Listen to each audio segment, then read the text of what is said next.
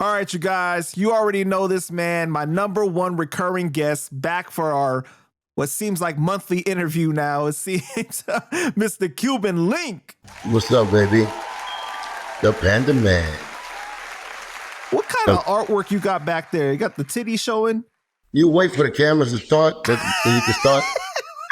Yo, I didn't even notice it for real. I didn't even notice it for real before. Yes, you do. You know that you do this on purpose. You always do this. Nah, man. You're having a burger and be like, don't you have a burger? You know, as soon as, my nigga, I'm just talking to you for 20 minutes.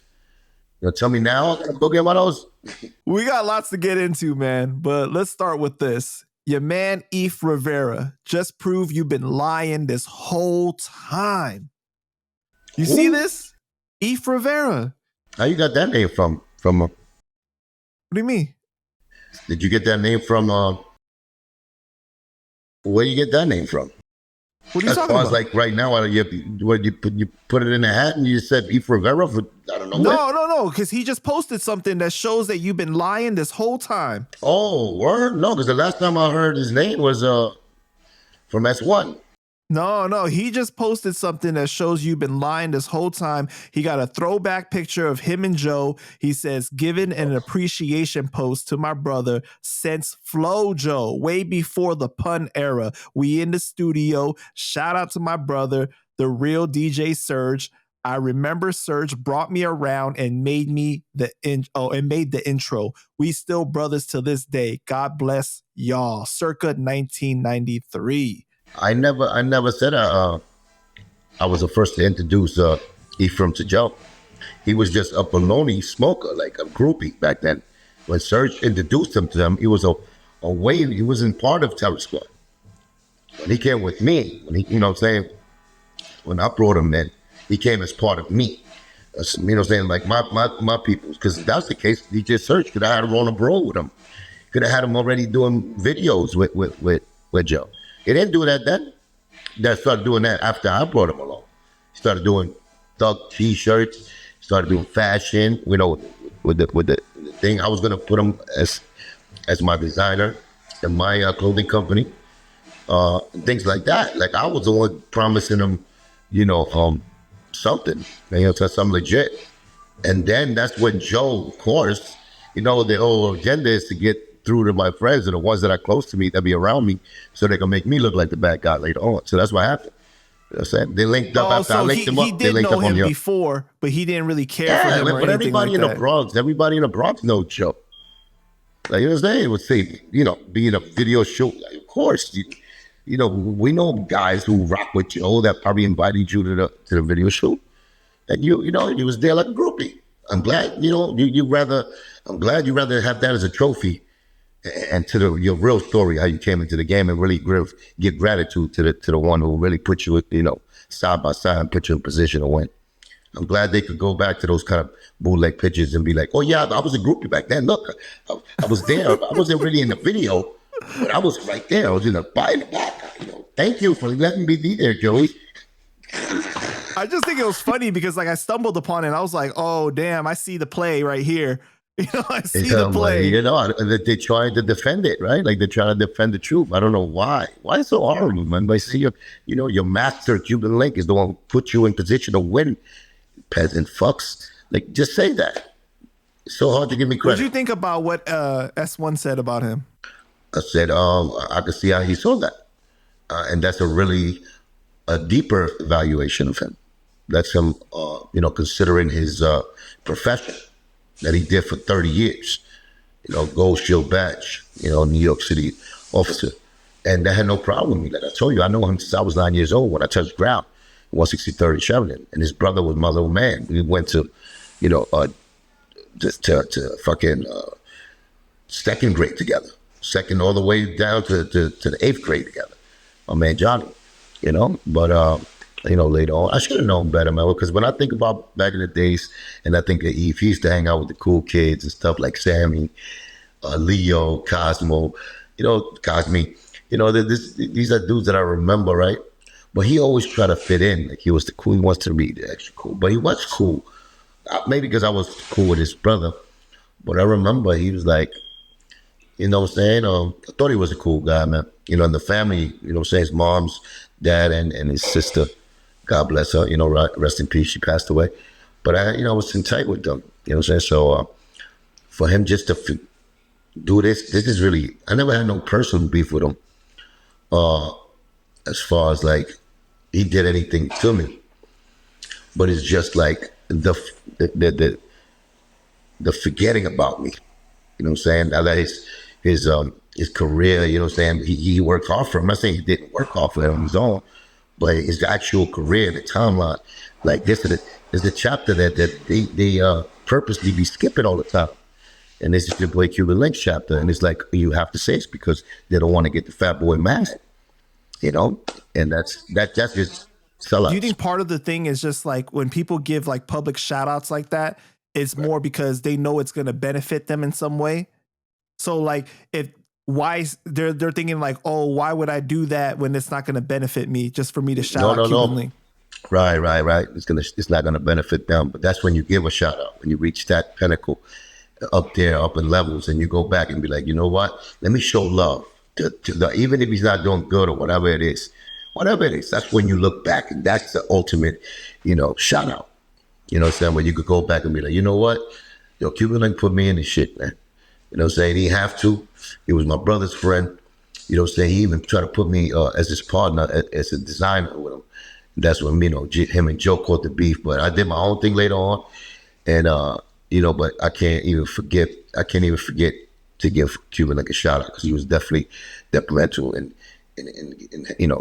my career, going up levels. That's the way I put it. That's the real way, the real way it happened. But they could put it in their own way, man. But it's not even just that though. They give like credit to the fat dude, to the beluga. That's what I'm saying. Like why give credit to your mortal enemy of like everybody that they could possibly give credit to? Because I think he's like, just give me the shout outs. Give me shout outs. Forget it. Just give it to me. Just like he did with Senorita, trying to keep the songs of Senorita and forget. I wrote. Like he takes all my stuff and be like, okay. But that's okay, man. Everybody has his day. All right, so S1 just came out and dissed Mysonne again, responding to an interview Mice did where they were sending subliminal shots at S1. Did you see the interview clip? Yeah, I saw yours. You're the gossip king. So did you get that too? Did you take away from that? Like, oh, they're talking about S1? No, I didn't see the clip, actually. I didn't see the clip. Oh, you didn't see the clip. Okay. No, I just seen the recap that you did with Hocus was going in again. When it's real, it's hard to hide it. You mean S1? Yeah, I mean, yeah, S1, my bad. Yeah, it's hard, especially S is from the cuff like me. Like, that's why he understands me. And that's why he played in the middle in a lot of things, because listen, there's no real side than my side. I don't care what excuses they want to do, what they want to say about. All their sides always lead up to baloney shit, to selling out, to not caring about other people's, situations like mine, like others that are going through whatever they're going through, right? So that their stories end up in them selling out somehow, and just because it's benefited them, they cool with it. But when it comes to like S1 and he's hungry, like I said, this is for individuals that are hungry, the way we walking out there like this. Like me, I'm still hungry. And, I'm not making no excuses. Ain't nobody can stop me. I know that. But at the end of the day, you want to hear the real story, the true story, then you're going to hear it from me. You're going to hear it from S. You know what I'm saying? He hasn't been, corrupted. He hasn't been tampered with yet. You know what I'm saying? And I'm not saying yet because he's always been real. But as far as like the mentality and like I said, his argument is valid with Mice. Mice is the one that's thinking his argument is not valid. He's trying to hide behind other people. He's trying to, throw subliminals to other people.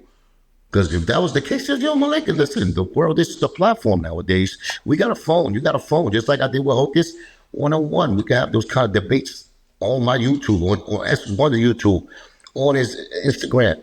Like, you can have real, what's the problem? You know what I'm saying? I've been called Mysonne up to my podium and say, yo, my dude, if you want to argue politics, but respect, though. Respect. You know what I'm saying? Even issues that you don't want to be, because if that's the case, they can do it behind the scenes. They're not doing it. They're not doing it with me.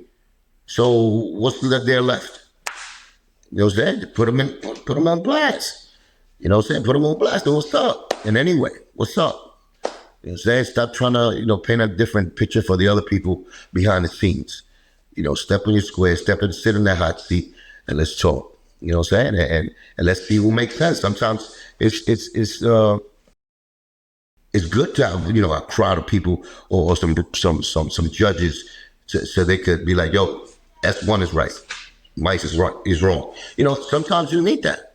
You know what I'm saying? Not just your peoples, now you getting money, it's just your job. And you're spreading the narrative, that is, it's pussy to me. Like, you know what I'm saying? You're just doing it just to duck niggas and shit like that. Just go be straight up with it. Were you surprised when you saw him diss Mice again? No. Yeah, I wasn't surprised either. Once he did it, I already knew. He remember he said the OGs calmed him down. Right, but then that's why he apologized in his video too. He said, "I'm sorry, but I knew that. Hocus, I'm sorry." By the way he said it, it was like, okay, he listened to the OGs, but he still felt that way. Right. He still felt that way. So it's like that feeling's not going to go away unless he had a conversation with Mike, and they understood each other and they came out with a solution. But he didn't do that, and now this is what it is. I told him, I said, yo, man, get on there and get in that ring. Y'all asked me up to fight Hocus. Hocus challenged me to fight. I was going to ask you, I said, do you think that Mysonne and S1 going to be the undercard now? I think they should do it. Make it a whole big Bang Bang Boogie, bash. Yeah, make the whole thing a Bang Bang Boogie thing. You know what I'm saying? I fight Hocus, S1, Mice, right. North Rico. No, he's going to be the referee. Hell no, that nigga would cheat. Hell no, he'll cheat. I think nah, I got love. Law school. I just haven't seen him in a long time, and I thought I was going to see him in PL's funeral, but he didn't show up there. He had things, so he was going through some stuff too, so I didn't see Lord in a long time. But he won't be no referee. He got to get in that ring too. He got to get in that ring. So S1 said that he got a diss song coming out over the Dear Mama beat where he's going to be channeling Mysonne's mom. Do you think that's going a little too far, man? Like, I don't know. We got to bring his mom into the situation now? Yeah. It's going too far. S1 jumping on like fucking Superman on buildings on Mysonne. Wait, but is his mom alive? I don't know. I don't know. Oh, man. I hope she is. I wouldn't do that. I would never do that. You got to stop that. See, but then he's going to tell you, but see, they set it off. You can't tell me how to react. Right. And then you're going to know what it's like, because then when you're in that situation, people will be telling you the same stuff and you're like, damn, all right, S, I can't tell you anything really. I think S got a certain, like a private, something private that's deeper than what we see with Mysonne. Because when he first came out, disrespected him. He came out, he surprised me with that. He surprised me like, what the fuck, S? Respect, he's older than you. Like, just on that note, like, he's older, my nigga, out there, like, respect on that note. And then he was, he was down with us, like, he's still a friend, like, and the way he came out, it's like, rah, rah, like a Dungeon Dragon. And then, let's react to this clip that got him so mad, right? And then I want to see your take on it, and if you understand why. Okay. All right. Well, you don't understand. You don't see the parallels of what he's saying though. That like applies to S1, because the same thing. He's like, oh, I shouldn't say F him. I shouldn't block him and stuff like that. Like the way that they playing into, that's exactly what happened with S1. Remember, S1 ended up blocking him and saying "fuck you." And okay. Oh, I didn't know that. Yeah. That's how he didn't have his phone number anymore. He deleted his number, everything like that. That's what I'm saying. Like when you know the little nuances of stuff, you can understand. That's what he's talking about. That definitely was probably in the back of the head subliminally. They made it like not to go target. I could see him talking about you too in this situation. Yeah, that's what I said. I think it personal too. Like, there was more like, this is the guy that we helped when he got out of jail. You know what I'm saying? And besides that, he was a rapper, dope-ass rapper. And we wanted him with the team, with love, with unity, with brotherhood. Now he gets up to a certain level, looks down on us, on S1, me. Like, what the fuck is that? Like, that's sellout shit. There's nothing else you could say. You can put the fucking cherry, the fucking whipped cream with sprinkles. It's still a bag of shit. That's all it is. It's still, yo, you did some bitch ass sellout shit to homies, to friendship. You know what I'm saying? Like, yo, regardless with me, like we each other's crutches whenever you need when it comes to this business. Because I respect your talent, I respect your grind. That's likewise. Like, you should respect mine. You should respect the people, like your team that accepted and we was doing something. You don't have to. You don't have to. But in my book, that will be honorable and it'll be dope. It'll be what tradition, what people do when they're in a group, and they look out for each other. Just on the GP, you don't start when you get to a certain level. Like, we didn't help you get fucking marketed there when you needed it. You know what I'm saying? I was part of that machine, the Bang Bang Boogie machine, where with help, of course, the young boys. That's one, and Hocus get noticed. But we had, it was Lord. We had our own track records. We got me, so it had Mice. But I think all of it is me and Lord, really, with the big background like that, and really me, motherfuckers that went really up there, you know what I'm saying? And made something real, that crossed over to the next level. For real, for real. So, I put myself, and I see myself as them. I never thought I was bigger than them. Then I gave my lyrics out, all them songs that we did, two mixtapes, albums and shit. I never got a dollar for that. I don't know if they did, but I know that Mike went to battle. He got 25,000 supposed to be for that battle with Enes. We didn't get 25,000? 25. Suppose I got 25. I don't know if Beasley and Smack paid him, but I'm sure he got money. He didn't give nothing else. We went all with him. Wow. You know what I'm saying? So at the end of the day, it's like, when it comes to money, it's like, what is it, Mike? Is it the money now that's got you like that?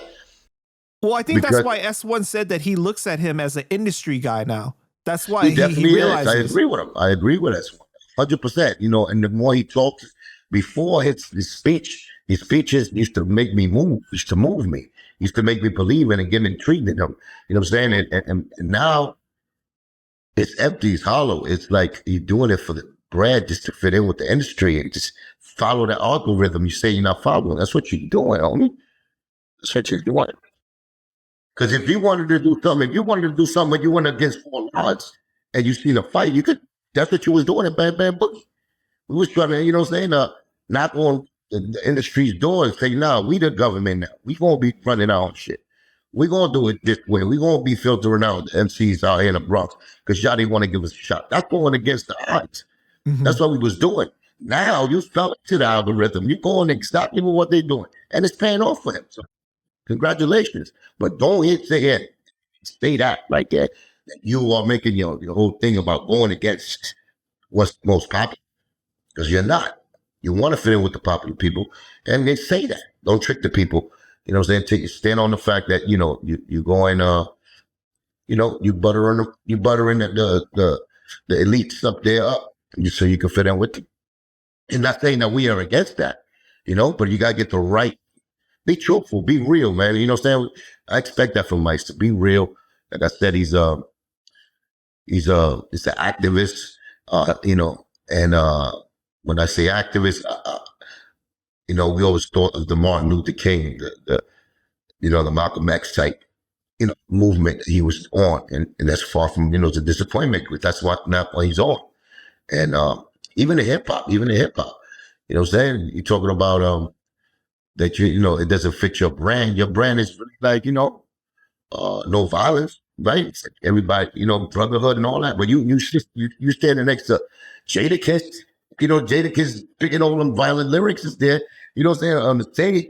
So what are you doing? You know what I'm saying? Being a hypocrite is what I'm saying. Being a hypocrite and you choosing. Because, you got some brothers that, say at the end of the day, don't want nothing from you, man. Say, accept me. I don't want nothing from you.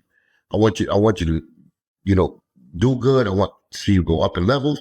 I want you to keep that honor and that integrity the way, I expect Mysonne should have. You know what I'm saying? Any cloth that comes from us, as far as like, he passes his energy through us. So I saw that in him. I don't want the industry to change it. And, but I think it did. It's too late. It's too late. What do you think about what he said where he was like, I'm not going to stand next to anything that doesn't coincide with like my brand or my beliefs? That's his choice. Just say it. So don't get mad when people just, put you in a box. Don't get mad. Don't start, sending, Black Tone and other people to talk to S1. Then that's not like that, to make S1 chill. Because S1 then is right. He don't give a fuck about me. So what should I give a fuck about him? As a matter of fact, this is what it is. You motherfucker, you think you all that now, nigga? When you was with us, you was right here with us, and we give you this respect. And we pulling you along with us, and you was pulling along with you. So what the fuck this old divider? Oh, I'm better than them. Oh, they don't coincide with my shit. Oh, my energy is not the same as them. Come on, man. Brother, if anything, you go and you propose something. And you propose something. You if anything, teach one. Reach one, teach one. Right? So if you think you're better because, you're in the right path and we're not, you got to at least extend your hand. We're not that, enemies. It should be easier for you to, Q, listen, come to my event. I want to talk to you. Come through, man. Let's talk about, so, no, okay. Even Jesus hung amongst the sinners in order to reach them, right? Of course, man. But come on now. We're not going to get caught up by the propaganda bullshit that these dudes do. They move up. They're gypsies.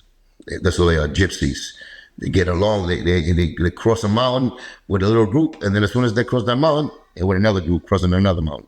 And that's not all. It's cool. It's full. You know what I'm saying? I have no problem with that. Just be straight up, man. Be straight up. You know what I'm saying? I would rather that. You know what I'm saying? You don't fuck with me, don't fuck with me. Don't tag me along with the industry games. And it's even worse that you're doing that, because especially my story. You know that industry shit. The industry is against me. You know what I'm saying? Not so much probably with S1 and Hocus, but with me, I'm against all that shit with the industry. And Mike knows that. You know what I'm saying? And he has no problem, I guess, with them. So you don't want to get caught up in them, and I don't want him to get caught up in that. But God damn, you know what I'm saying? Don't get mad when they throw shots back at you. That's what it is, What did you think of what S1 said when he said that a reliable source told him that when S1 and Hocus got locked up, that Mice said, "Who wants to go down with a sinking ship?" Probably said that. I didn't hear that either, but leave it. The way he's been acting, just Bang Bang Boogie and all that in 2008. That's all he's been doing. He left with the game. Still, you know what I'm saying? We were still Bang Bang Boogie. It was me, him, and Tariq still. You know what I'm saying? We was doing songs still in the studio. We started doing things with, what's her name? Unique and Lady Luck. We started doing things with them. And then Mice, I guess, got off of that game thing. If he would have threw my name in there, I'm sure it would have been good, because I did a song with Game. You know what I'm saying? I've been good with Henchman. You know what I'm saying? I'm good with Henchman. So at the end of the day, it's like, you know what I'm saying? So he didn't even, you know what I'm saying? And I don't expect him, because he had him on the road. But damn, a little call, they talk about you, whatever. You know what I'm saying? And it don't have to be like that, but brother, just show a little love. Sad. The only thing I could attest with my song, when I asked him to do a couple of verses for some songs I had, he came through. You know what I'm saying? He came through. But to me, it's like, if you act, that's like asking me to do a verse for you. Mice, I would have did it. You didn't ask me. And you got the bigger platform to put me out there and put the songs out more than me. So, I understand that. But listen, man, like I said, maybe I'm putting them in the same circle like I've been, and I bring my people up through in my history. It didn't work out for me either. So maybe he's learned something, you know what I'm saying? He's doing it his way, and he's working out for him. I got no hate towards it. But when you put it like that, I understand why S1 would have a problem. You know what I'm saying? I really don't have a problem with him doing his thing. Like I said, man, salute. Just if I get to that level to get up there and you see me around, it's not going to be the same, Mike. It's not going to be the same. Because, I lost respect for you. Because, especially because you're supposed to believe in the talent that I got. Like, I believe in your talent. That's another reason. And you're supposed to know Cuban Link is nuts. Literally, he's an MC. Mike is an MC. So it's like, there's a void out there for Spanish MC inside the industry or wherever you at. You could place me somewhere or direct me somewhere. You didn't do that, right? You played on all the belugas. The beluganati is what I feel. Because, you know what I'm saying? It is what it is. But it's no problem. Like I said, it's no problem. I want I want everybody to do their thing. It's just like when I get a little hint that you're working against me, like when I hear things like, oh, Cuban Link got negative energy, and you're saying it out loud so other people can hear it, and then they repeat it to me, it's like you already went against me, homie. You already, you got a narrative about me already, and you judging me from you know what I'm saying, from your standpoint, and I don't respect that. And I never did that to you. I never judged you that way. Except recently when I'll be telling you, yo, and that to me really is an outcry. Just like when I did with Hulk and things like that. When I tell you stories about like Hulk, my whole shit be like, yo, damn, man, I'm disappointed. I'm not practiced that. You know what I'm saying? I remember the times we chilled. Like, I really, I really was involved. You know what I'm saying? So when you start saying that, I didn't go see Hocus when he was in jail because I made up excuses. Like, wait, hold on. We're going to get to that. We're fucking going to with get to my that. integrity. No, but I'm Right. just saying it's the same thing. It's like, it's never been fake with me. It's never been fake. Never. So when they do that shit for fake after they fuck with the fat boy, or they got an agenda that way, it makes me feel a certain way. Like, yo, you betrayed me all the way then. So now, before I go with things, fuck you for real, for life. Can you express yourself? Can you tell me maybe what happened? So maybe I can believe it. It's really what your excuses of fucking with the fat boy and doing like industry shit against your own people. It's not really adding up in my mind. It's not making sense with the excuses y'all come with. Don't you think that like Mice could have made a difference the first time that you and Hocus started having issues, right? And was going back and forth. If he came out and was all like, come on, brothers, let's not do this and stuff, and like try to mediate that situation the You don't same want to way. be involved. You I know, want to but be the same way that you mediated the situation between him and Hocus, maybe, right? If maybe he was that I, voice of reason for you guys at that time, wouldn't it have spoken volumes though? But he doesn't want to be associated with the past, it seems. because it's not his business in his mind. But that's how, like I'm saying, like when we first was making Bang Bang, yep, that's a lot of people that had the choice. Well, really me or Lord Tariq, because we already. I understand why Hocus and that's one would have been like, I don't give a fuck, let's just rock with it. But me, artists like me, you know what I'm saying? They got the history I got inside the industry and the game, and me having MOB album already recently at the time, Lord Tariq with Peter Guns, and Lord Tariq still being like an OG legend from Soundview. Like we have more majority than Mike Song. You know what I'm saying? So for us to accept and be like, come on, we didn't need no street credit. Just came out of jail. We all streets. Like we all street. It just was dope. I thought it was more of a brotherhood from the five parts of the Bronx that came together, and we gonna rep the Bronx. And then through the process of that, we really hung out with each other. You know what I'm saying? I don't want to be a Klingon to niggas. Like Hope could say the same thing about me about niggas moved on. And Mike said the same thing about me. Oh, niggas moved on. So why would he say, oh, I moved on from Bang Bang Boogie too? You know what I'm saying? So he could have moved on. No problem. You know what I'm saying? He showed me he moved on. Told you how deep it went to where he told me through a text that, Percy's relationship. Yeah, Percy's relationship is deeper than mine. I'm like, wow, what the fuck that have to do with the business side? But it's hindering that. It's hindering that. When you do that, you're hindering the relationship.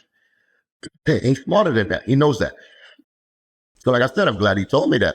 But now when we're talking about this through S1's eyes, S1 that wasn't out yet to see all of the things that I saw. Yes, he's going through it right now. It's like I was going through it, but I did it quietly a little bit. I started only voicing my opinion about Mike's after he wrote me that text. And I was like, you know what? And then when he said that in that interview, in that post, my brother, he's thinking I'm trying to diss him, and I diss you, man. That was your own words. So why, I see him like that already. He's playing offense, and he has no reason to play offense, man. You know what I'm saying? So Hocus hit with a RICO charge, right? What was your reaction when you first saw that? Fucking Hocus, fucking this whole fucking fight up after he invites me to fight. This nigga's gonna fuck this up. Like, how can he do this right now? What a shit is this? Only the Cuban Link. That's what exactly I thought. Only Cuban got to go through, and that's how narcissistic I guess I was in that thing. He's going through it, but I'm like, only my luck. Only my luck.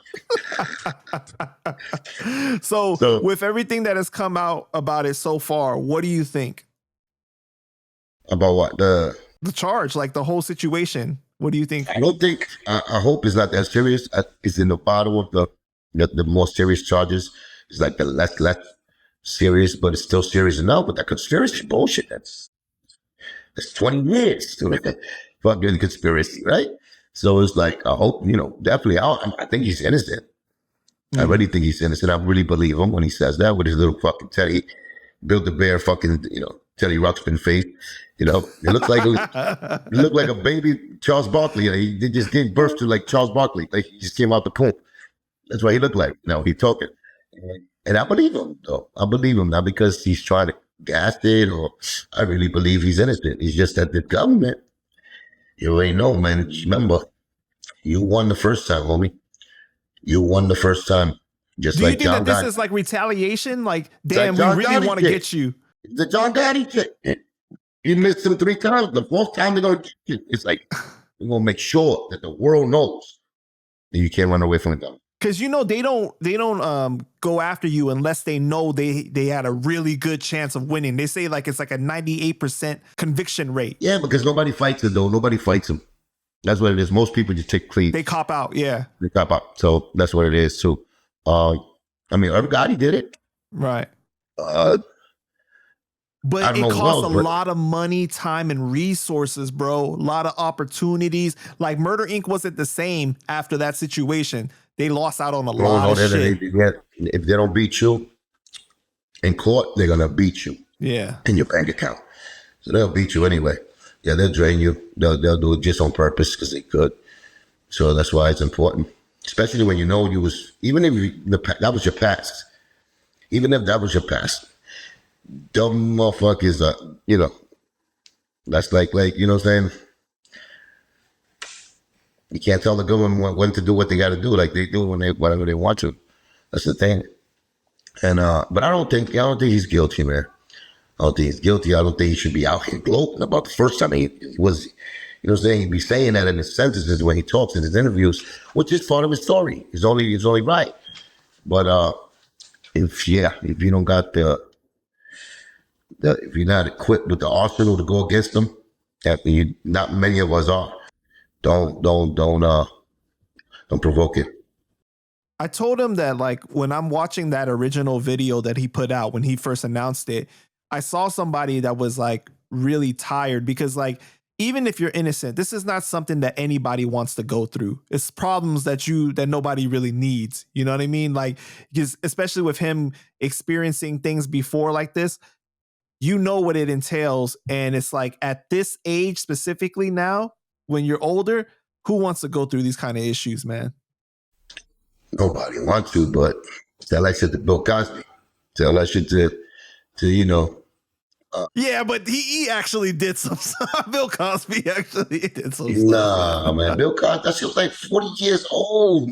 Old bitches talking about he gave me a pill. Like, who the fuck got any proof of that? Niggas don't got proof. That bitches didn't have no proven pill, man. They just did that shit because they did the why me, that Me Too movement. Yeah. So they did that. So it's like R. Kelly, all that shit is like. Oh, you gonna say R. Kelly is not guilty? No, he was guilty before. That's what happened. He was guilty before. I don't think the second time he was really guilty. He was just guilty said that he basically had a cult. He was guilty of pimping bitches and getting no money from them. He was being a pimp, but without No, but you don't believe the underage stuff? The first time when he peed on the bitch? No. This time where like he was like manipulating bitches and everything. I think he prepped them. That's what I think R. Kelly was doing. You know what I'm saying? Which is that legal or illegal? Well, I don't know. But no, I think grooming is not legal at all. To me, it's devilish, disgusting, piece of shit ass, pedophile ass nigga. But in the law is what I'm saying.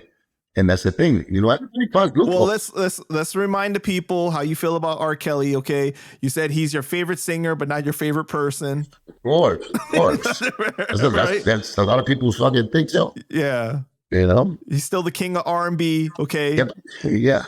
Him and Michael too. Michael's another one, but he's the king of pop.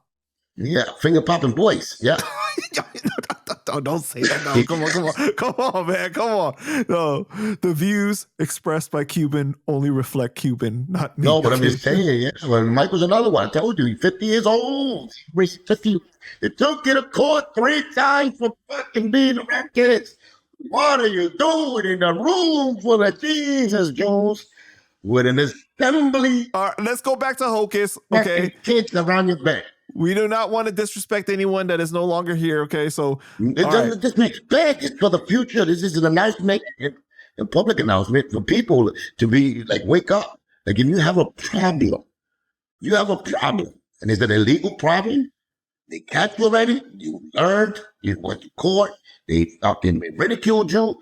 You got locked up or whatever. You come out. You don't do this again. You don't put yourself in that situation again. And they can't. Especially if you're innocent. Yeah, you're not innocent after fucking you keep doing the same mistake. Is the problem. Yeah, that's what I mean. Well, no, but some people got a actual problem. They can't help it. But if you're actually innocent and you're just like, well, I can't put myself in this position again because they dying to get me. That's what it looks like. That's how guilty you look like when you do it over again. Right. You look like you can't resist it.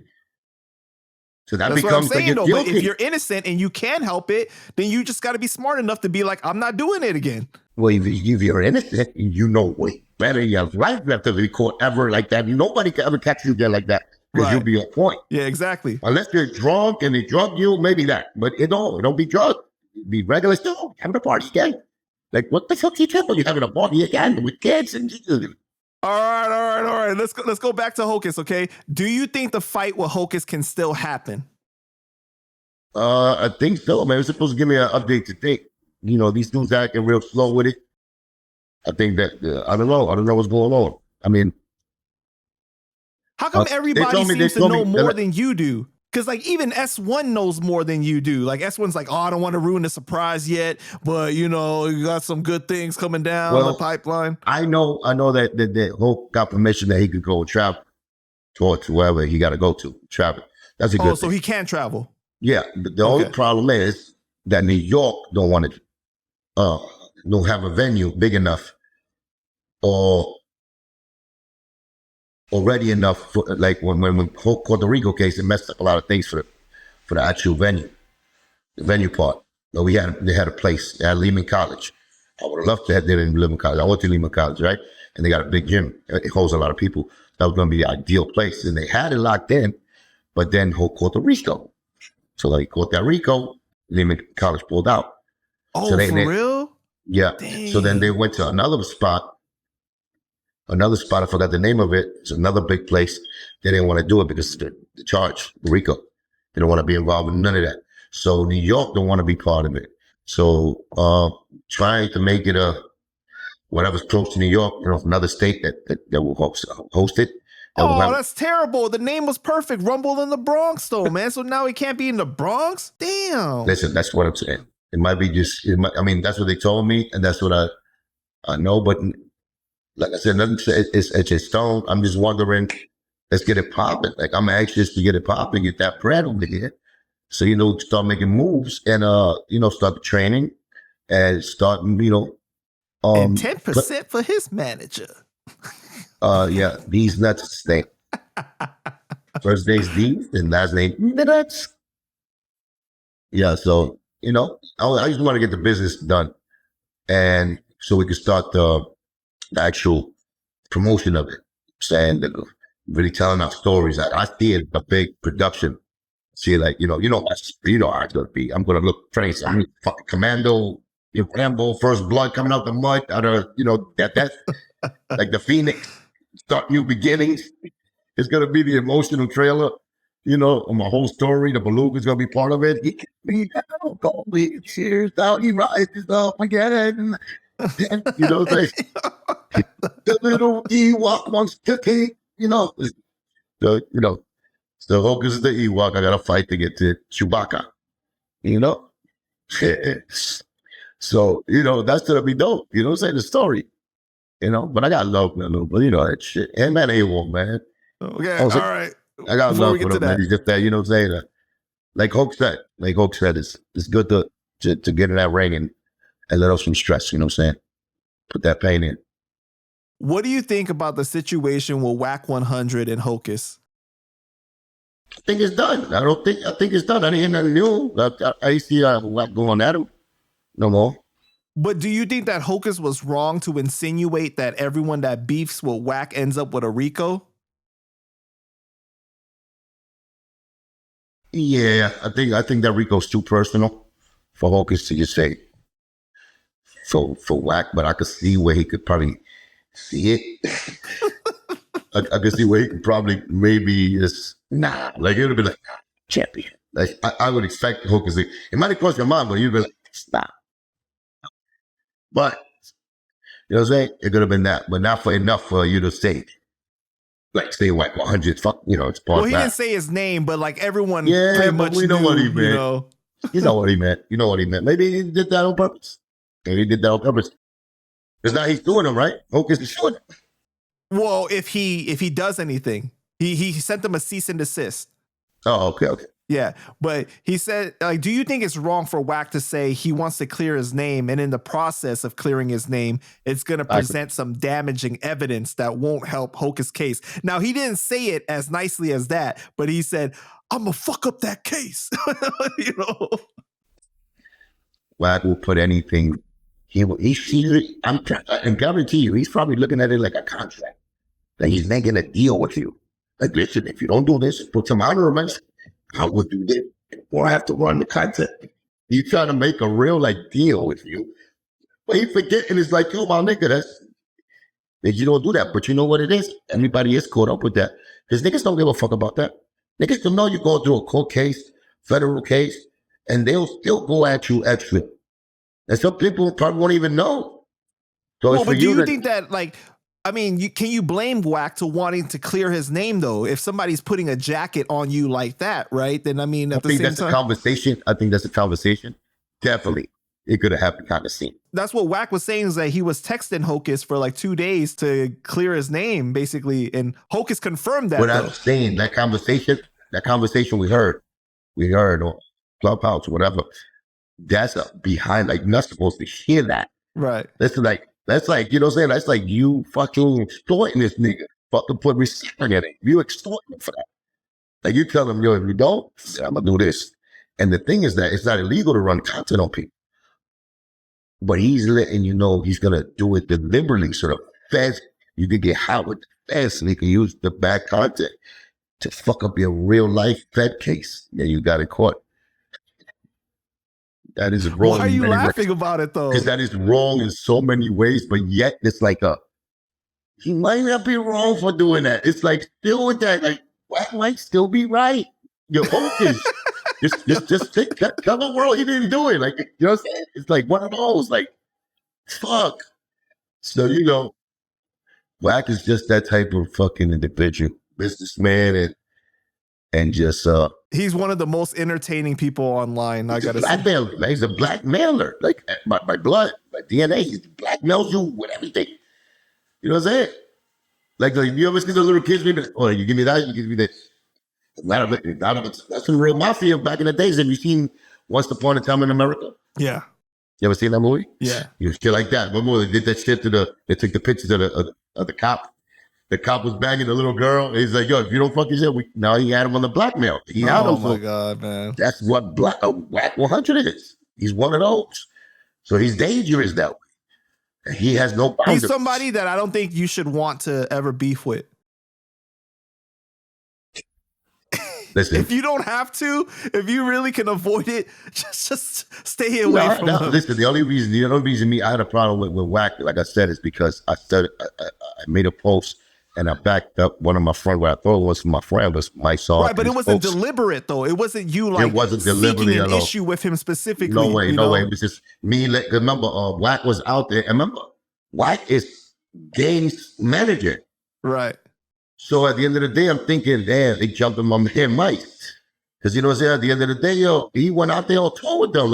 He knows Wack. So at the end of the day, it's like, yo, Mike, my dude at the time. So and that was a post. That was me liking a post and saying, because I'm thinking too, what my real niggas at the same time. So I'm taking personal too. So I'm just having, Mike's back on some homie shit, back in the day shit, still my nigga shit. And Wack took it out of context. No, Wack did took it out of the context. Like, fuck you, little nigga.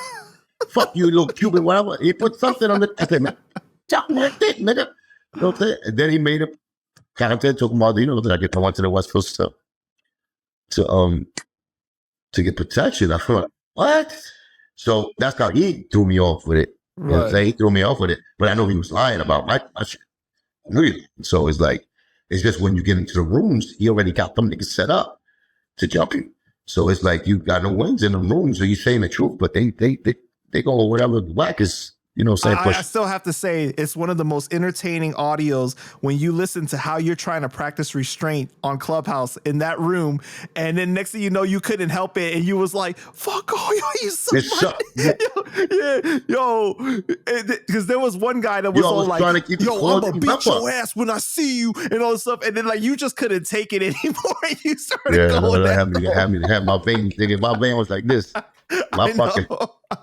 And I didn't even know you at that time, and I could tell already. I was like, "Yo, man, he holding back real well now." I was holding back. I was trying to be like, "Listen, man, we can't touch each other through this phone. This is a phone.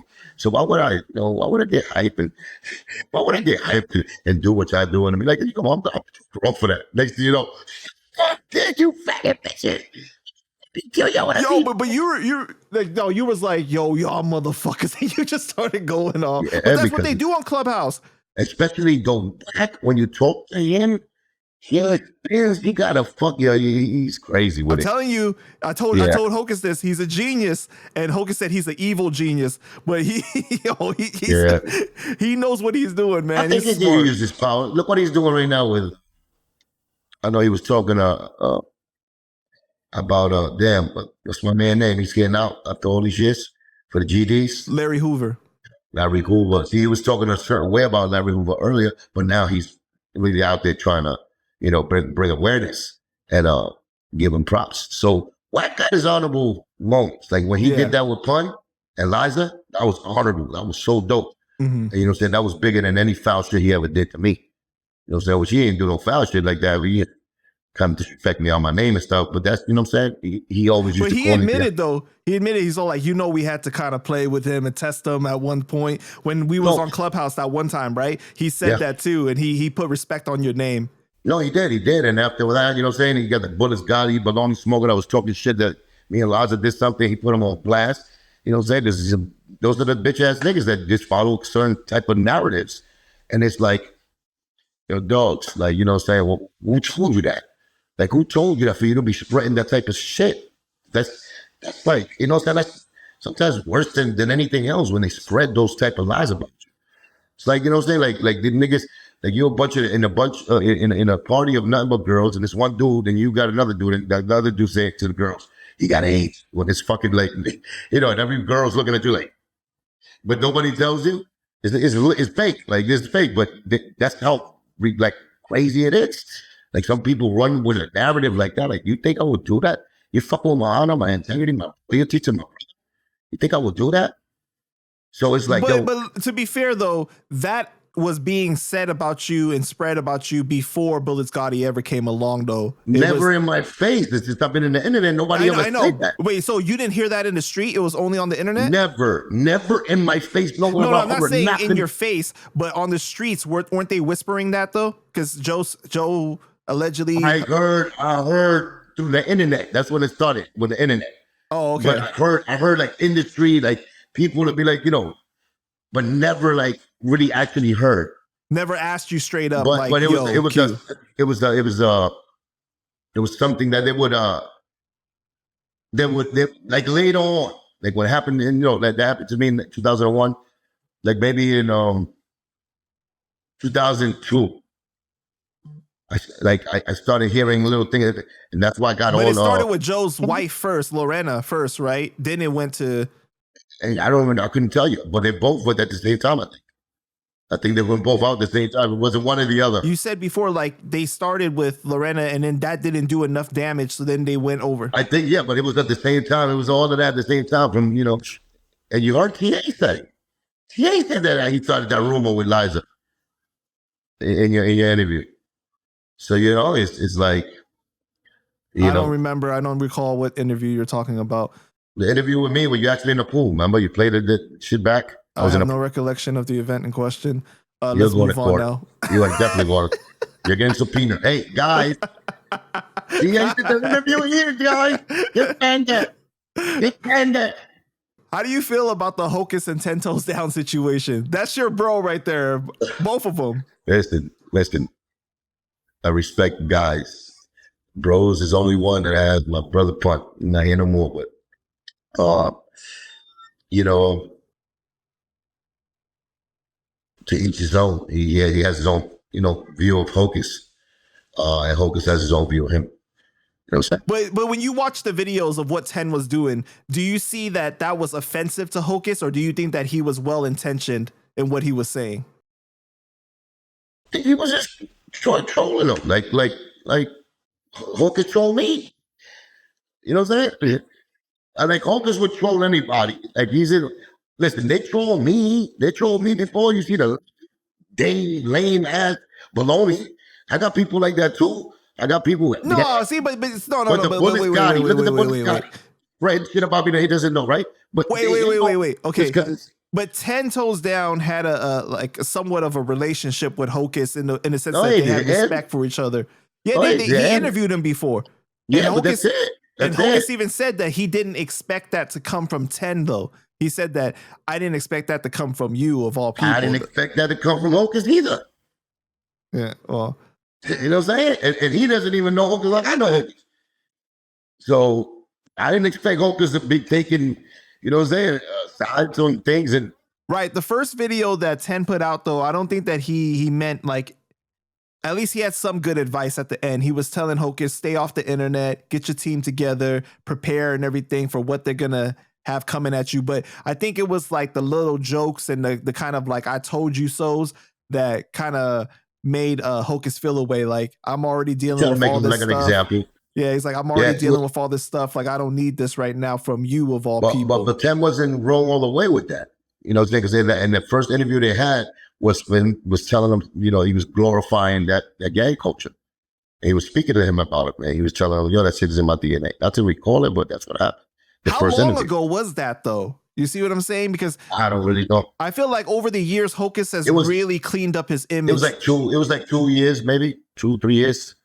I feel like over the last few years, Hocus really cleaned up his image, though. And yeah, like he cleaned up his face too. He looked like fucking baby butt face.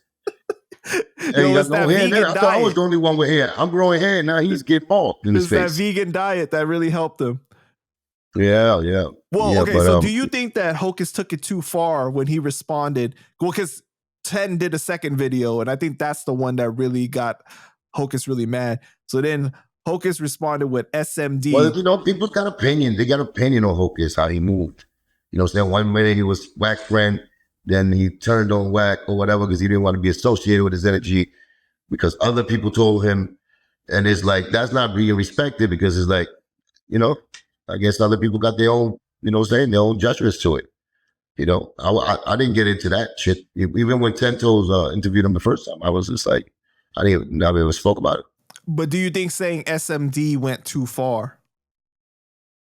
Yeah, especially somebody did 20 years in jail. Yeah. Even though probably 10. I never heard 10 say that. I don't think I heard him say that. Some serious dudes that come from, incarceration like that, they don't play with that. Yeah. I knew this since I was a kid. Since I was a kid, that was a one rule. You know what I'm saying? But Focus was tight. Want to fight? That's what you say to somebody. They said though, like if when you say those words, you either got to be prepared to kill someone or die. That's how serious it is for some people. Those were the same options they gave me when I was a shorty. Like, yeah. So all right. So then Hocus challenges 10 to a fight. After he says he's gonna whip your ass, he says he's gonna whip 10's ass. Okay. Yeah, I got in. I was like, hold up, wait a minute. Let me put some link up there in it. Because it's like, you're not skipping me. 10, you're not skipping me. I know we have history, but you're not skipping me. Because that fight, that's And I told Hocus too. I said that, bro, I don't know, man. He cocked Diesel like crazy, and he did 20 years in prison. I don't know, bro. Like that's No, and he boxes too. And 10 boxes too. But he took, you know what I'm saying? That he's active with the boxing part. Me, I haven't been active since I was 20. But Hocus said though, he said that this isn't a wrestling match. It's not a UFC match. It's just a boxing match. So it's a little different. Now, if it was in those other matches, you know, 10 would like scoop them and do all types of suplex. Yeah, but I'm saying like 10 is Diesel. Like he's big, right? Right. You know, he's not that tall, but he's tall enough. He's, you know what I'm saying? And, you know, he's big. Diesel probably a different weight class, but you figure it'll be even once you put the gloves on. Because, you know, what's the most you can do is punch. The same thing I could do, what he could do. Right. But 10 has a background in boxing too. That's what the danger part is. So, who you got your money on? 10. I knew you were gonna say that. Of course, man. Shit, you reminding me now. He's gonna go with Fat Joe. But shit, he'll go with Fat Joe anytime over me. He already proved that. So, you know, I'm supposed to be interviewing 10 soon too, so he can say his piece. Interview. You know, he got more new content that he wants to get out. So. Yeah, and I saw your guys' live was dope, man. It was great to see you guys, even though he was in the bathroom the whole time. I don't even know how he got his computer desk chair in there. Like, how did you even fit that in there? He did the same thing I did to him. He saw me in a fucking robe when he first, saw me. Those are classic videos. I remember the first time I watched that, I was like, "What the hell he doing?" But you see what I was telling Toes in my sitting down with him. I was telling him, it's nighttime. It's dark as hell, and you're filming it at night too. He is, not me. He's doing it through a phone. Like we just did it right there. I know, but it's just funny though that's what it was. Yeah, but we got into the conversation in my show, in my little live with him. That I was like, as soon as you did that with me, and you got contact with me, and people, we put the story out on Joe with the paperwork and all of that, because Ten was there for everything. You know what I'm saying? I got nothing to hide. He knows exactly what happened. And he went even to find even more stuff out that, you know what I'm saying, probably later on in life is going to be shown. But they tried to do what they did to Hulk what they did to everybody. You know what I'm saying? As soon as he did that, they got 10 toes on the dog in the yard. And they got everything. They started promoting 10 toes to all of that. My enemy, you already know that. And then also, Rich Player asked them to make it go away or something like that, right? Oh yeah, no, that was the secret sauce on it. That's the story you never told me. He said it. You don't care. He said that in my interview. I don't think he said Rich Player though, but he said that when he was trying to approach Joe, one of his people came and said, "Yo, can you just make this go away?" Yeah. Why would you say that if you're not guilty? Why would you say that? Oh, God.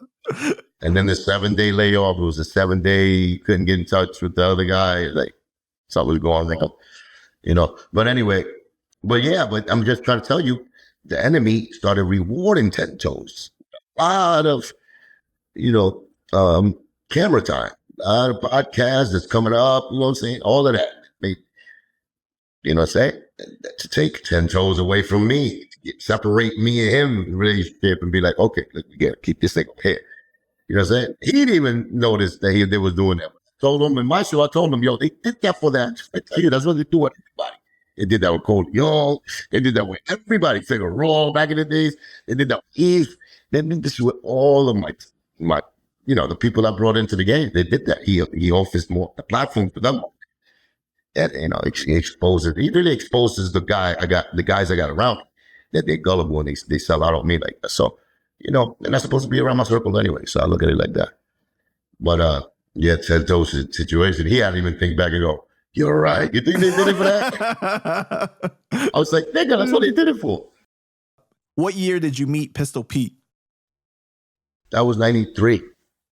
1993. It was You're positive that it was 93 because remember he just did that interview where he said that he was locked up the entire 90s. Yeah, 92, 93, one of those. He said he was locked up the entire 90s. He didn't see the streets at all. He probably made a mistake. I think he made a mistake. I think he was probably in and out one of them years. And that's the year. That's why I seen him in the Bone Thugs and Fat Joe's video that we did in Miami. with "Hey Joey, gotta get this money" with the sexual healing beat. Right. Um, and oh yeah, sexual healing beat. That Joe did it was a Jealous Ones Envy album, and we went out there to Miami, and that's when they picked me up from Caldos. The infamous story about when I quit my job, they picked me up in Caldos Right. in the back. Joe says it's Toys R Us, that one. I jumped in a Fantastic. That's vans you used to rent back in the days to go cross country. And I quit my job and said I went out there with them. That was around 93. So what did you think of the recent interview he did where people were calling cap on him with the year that he was locked up? Because he was saying, first he said 87 to 2002, then he said 89 to 2005, and like it was like all over the place. And even the guy that was interviewing him was like, it doesn't make sense. He still got the it's in institutionalized type of brain. You could tell, so he hasn't grown from that fully. I think he still got the brutal mentality, the brute, you think you're cute, like, those mannerisms and stuff. We never letting the guy go. And that's his style. That's who he is. You know what I'm saying? So I think that he's not too small when it comes to recollecting time. You know what I'm saying? And you could tell when he's lying. You know what I'm saying? Like, you could tell when he's telling the truth. To me, anyway. So, and then they have a certain type of leader that they follow. And I think they learned very well was Remy, was Pistol Pete, was anybody that comes, through their team, they guarantee to tell you a will of lies. Well, okay, because even later on in the interview, the interviewer is all like asking him again, and he's like, surely you know how many years you did and when you came home. And then he even said, I mean, he was lying. He even said like the math ain't mathing. Like the way that the interviewer looked, the reaction on his face too, it's like he was like, I know you're not telling the truth. He gave you the belugarisms. He had a belugarism right there. You could tell when he started doing the scratching right there. Yeah, they all got their own mannerisms of Why would he lie about something like that though? To be bigger than what he is. You know what I'm saying? His stories, I guess, didn't cut it when it comes to making big classic stories that you want to be known for. To tell you the truth, I heard another name actually did that story that's known. I'm sorry, I'm over here getting caught up. Yeah, so I didn't know that. Oh, I smell it now. Oh, I'm doing an interview. That's why I'm sorry. So. No, but I wasn't even smelling it now. I smell it now. Yeah, burning, right? Shit. All right. So Pete, yeah, I guess one of the stories, you want to be bigger than what he is. So like mostly what everybody usually, that's what they allow for. To be, their stories are not good enough in their mind. So they want to tell somebody else's story. But I definitely heard another name that actually did that. Akak Saki. My man and them told me, Blue Boy. I don't know if you heard of Blue Boy. But somebody told me Blue Boy too. Was this like that story that Pete told was that like Blue Boy was the one who did that. Something similar to that. So that's what I heard. And what story exactly that he told? Which one? When he put the flag in the middle of the yard. Oh, right. Okay. Yeah, he put the flag in the middle of the yard, started stabbing everybody that wasn't Puerto Rican or whatever. I don't know nothing about it, but the streets, somebody told me, they threw that name at me. It's a reliable source. But then again, I'm a business and nothing. I wouldn't know. Okay, but based on his reputation in the streets and in the Bronx and everything like that, does it live up to the way that he describes the stories? Because, he calls himself the king of Rikers and everything. And I remember when Charlie was alive, Charlie said that, nah, that's not true. Well, listen, I personally pressed up on him. He could lie all day. When he told the story about me, like I said, he kept it 75% true. And I gave him credit. I said, you know what? That's good enough for it. Motherfucker that's over there in the Beluga side, to keep it real like that. He said I chased Steve Lobel, which is true. He said I came up on him with, my guys and surrounded him. It was true. You know what I'm saying?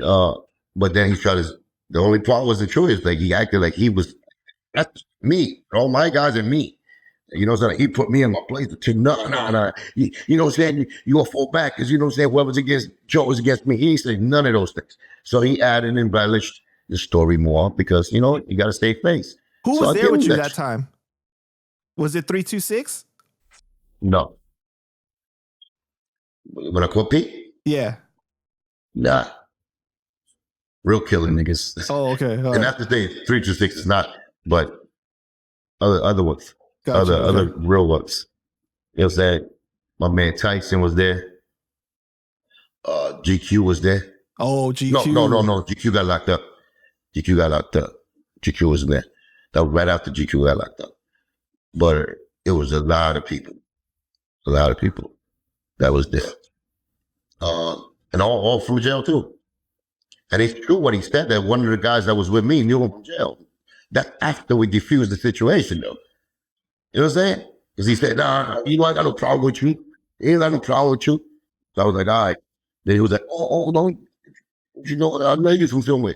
That's when my guy started saying, you know what I'm saying? That, so you Pete was the one that said it first, that like, hey, I know you from somewhere. My guy. Oh, your guy. After, you know, we came with all right, that I did you know, after he said, I ain't got no problem with you, man. I ain't got no problem, you know me and you cool. And I was like this, nigga, you rocking with that nigga. That nigga got a problem with me, motherfucker. You backing that nigga up because I already seen them in the social awards. And we already had words. Right. I was ready on my shit, like, yo, what's up now? I wasn't trying to jump him, and I was by myself. Like I was me. Well, I ain't send nobody to get him. I sent myself to go get him. So it's not that then my people was going to get him. I was going to do the job. Nobody else was. And, you know, and I know he's tough. He's tough. His man was in the car. They didn't want to get out. TA told you that. He told you that. You know what I'm saying? But I'm just trying to tell you, that's how the pressure was. So for him not saying the 100% truth on that story leads me to believe that this one's another 75%. Maybe he was down with the guys that were stabbing people, but he wasn't the main one. I'm saying maybe, I don't know. But what about his reputation overall on the streets, though? Like, is he really that respected on that kind of level? He's extorter, extort king. You know what I'm saying? So he's telling the truth friendly about that. extorting to guys that were out with him. He goes and put the pressure on me, do collections. You know what I'm saying?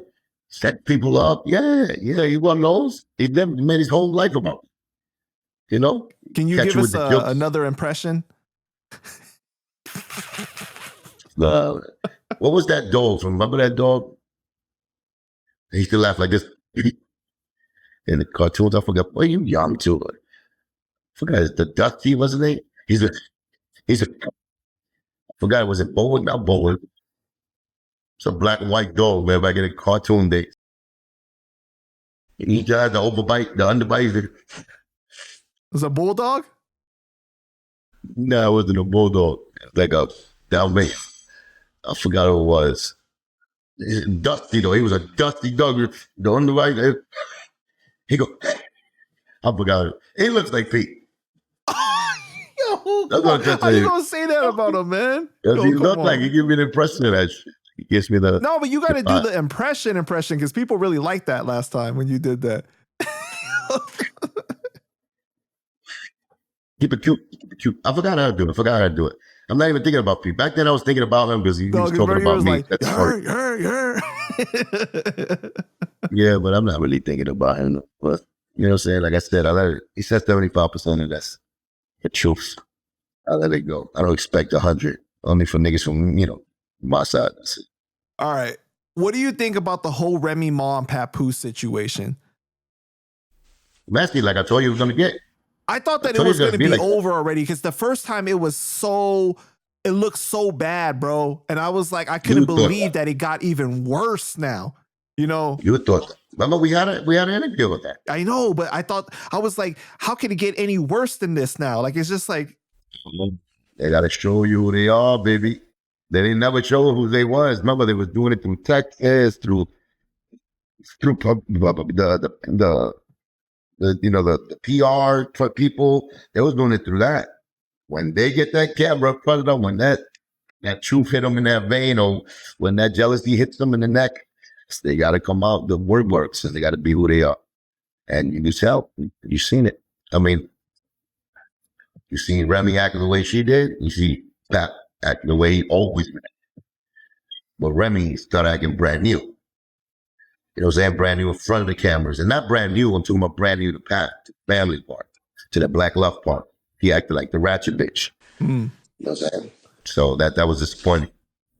I mean, like, it's kind of crazy because we still don't know what happened with her son too, right? Like, has the murder situation been settled That's what yet? he say. We don't even know. I haven't been following up, but yeah, Pat even touched that. He touched up on that. He said that she didn't even go visit him. He was first to go visit her son, his stepson. Wow. He had to go visit him first, and then she went to go visit him. And she didn't even want to go visit him. But that's what I'm trying to tell you, the morals right there. You see that? A parented morals right there. You expect things like that when then you search. When you show the world this is who you are, then you'd be like, oh, no wonder this guy's like that from that first party. Maybe that's how people, they judge you. No wonder those morals. She went too far though, because she called his son gay. Like, if that's true, even it was like, why did you have to do that? Like, they not really involved in the situation. She did it the sucker way though. What? She did it the sucker way. She said that Pat doesn't want to acknowledge him because he's gay. But that's what I'm saying though. But also, it's like that has nothing to do with anything. Like, that was like some real low blow type of shit. Yeah, but I'm sure Pat. But I don't think Pat did that. I think Pat loves his son and whatever. He said it honestly. He said it honestly. He said it very, straight up, and he made sense of when he talked about it. He's like, she's the one that talk about those people in a bad light and bad negative way all the time. So he couldn't even believe it. I can't even believe you did that when you're the one that's like that. So I could see where Remy's being spiteful and we're trying to reverse it and using everything she could because she's hurt, She's hurt. She got Clarissa. So she said he hasn't come to see their daughter, but then Pap said that Remy won't even let him come see their daughter. Believe that too. You could tell that from the interview. You could tell, a girl like that will not let you see your kid. What the fuck? Call you Paul Papoose. Pawn Poose, yeah, that he pawned the... If she's throwing that shit in the air and you already know y'all both from the ghetto, you're supposed to know that. Well, when Havoc from Mount Deep told us that. When the dough gets low, the Jews go. Right. But never that. As long as I get fat. You know what I'm saying? So you don't see anything wrong with him pawning the stuff? Pawning that shit mad time. What are you talking about? I miss pawn. There's frogs around my No, but it's her stuff that he pawned though. Like, do you see anything wrong with that? Well, he bought it. He bought it though. I don't know. I mean, I don't really see anything wrong with that because it could be like, yo, you acted like a bitch. I'm taking my shit and pawning it. Like, Yeah, but then she's saying that he was broke and all of this extra shit. Like, come on, he held you down. Man. Like, he was broke. That's even more for him. Like, more kudos to him. He was broke, bitch. You was in the fucking mountains. You was in the mountains, in the jail. The nigga would take the Greyhound and go see you broke. That's even more love he had for you. But she's saying that while she was locked up, that she was paying for all the apartments and everything. And she didn't have shit. Remember, she got locked up right after she was with me. I was trying to get her deal with me. Right. That's true. So she was broke. She ain't got no deal in there. They just got in there. She was asking me for money. She asked me for a loan. I told you, baby, I was going to take you to get your deal. That's what I told her. And I tried to put it there. All the problems. You don't think that she got any money from the record sales from that album while she was locked up? With Joe managing that? Are you fucking nuts? Oh, especially after she dissed him and disrespected him too. So yeah, Delbert, he ain't got a dollar from that shit.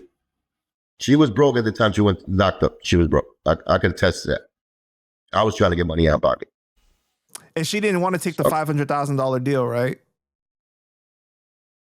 I think she said something was in the contract, like Joe's contract. Remember, she couldn't sign a unit or something. Right. Anybody of Joe's like enemies, like a term of the release for the clause or something like that for her to get released from Terror Squad, probably.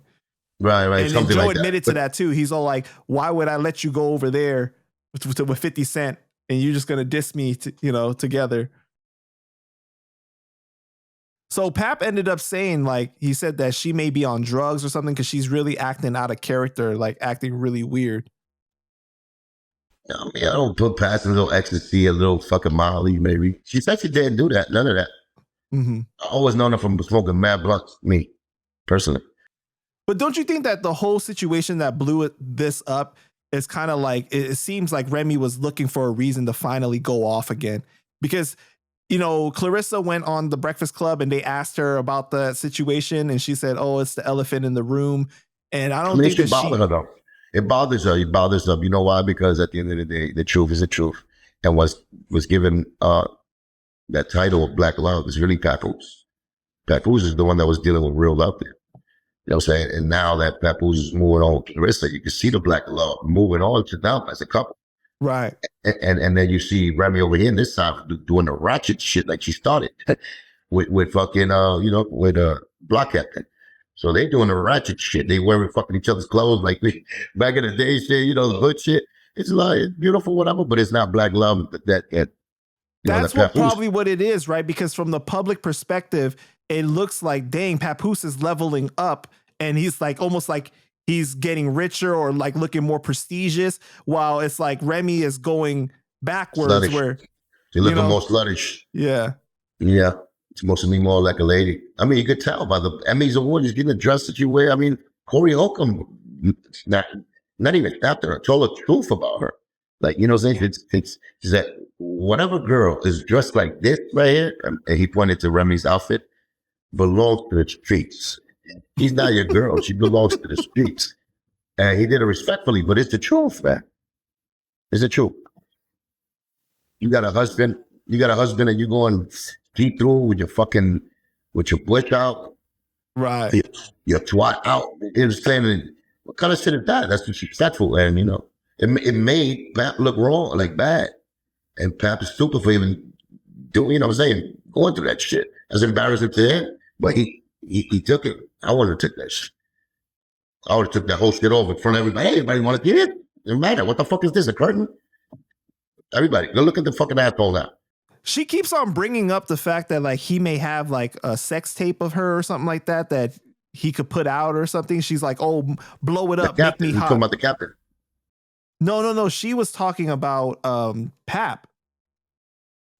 She said that. Yeah, Pap but I think but Pap had the captain. Pap really easy to block captain. Easy to block. Pap had easy to block talking on the phone. That he has like some blackmailing stuff or something like that he could put out. Pussy shots, yeah. And Remy he had audio of Remy talking about, oh, this is all your fault because you knocked him out. That like I would have been done talking to him, but you're the reason. To weasel out. Yeah, to try to do the weasel out. But do you think that anybody really has any shit on her like that? I think they all asked that thing. Before they had a conversation online. When she said, I want you to put it in my butt and everything. You didn't hear that one? Nah.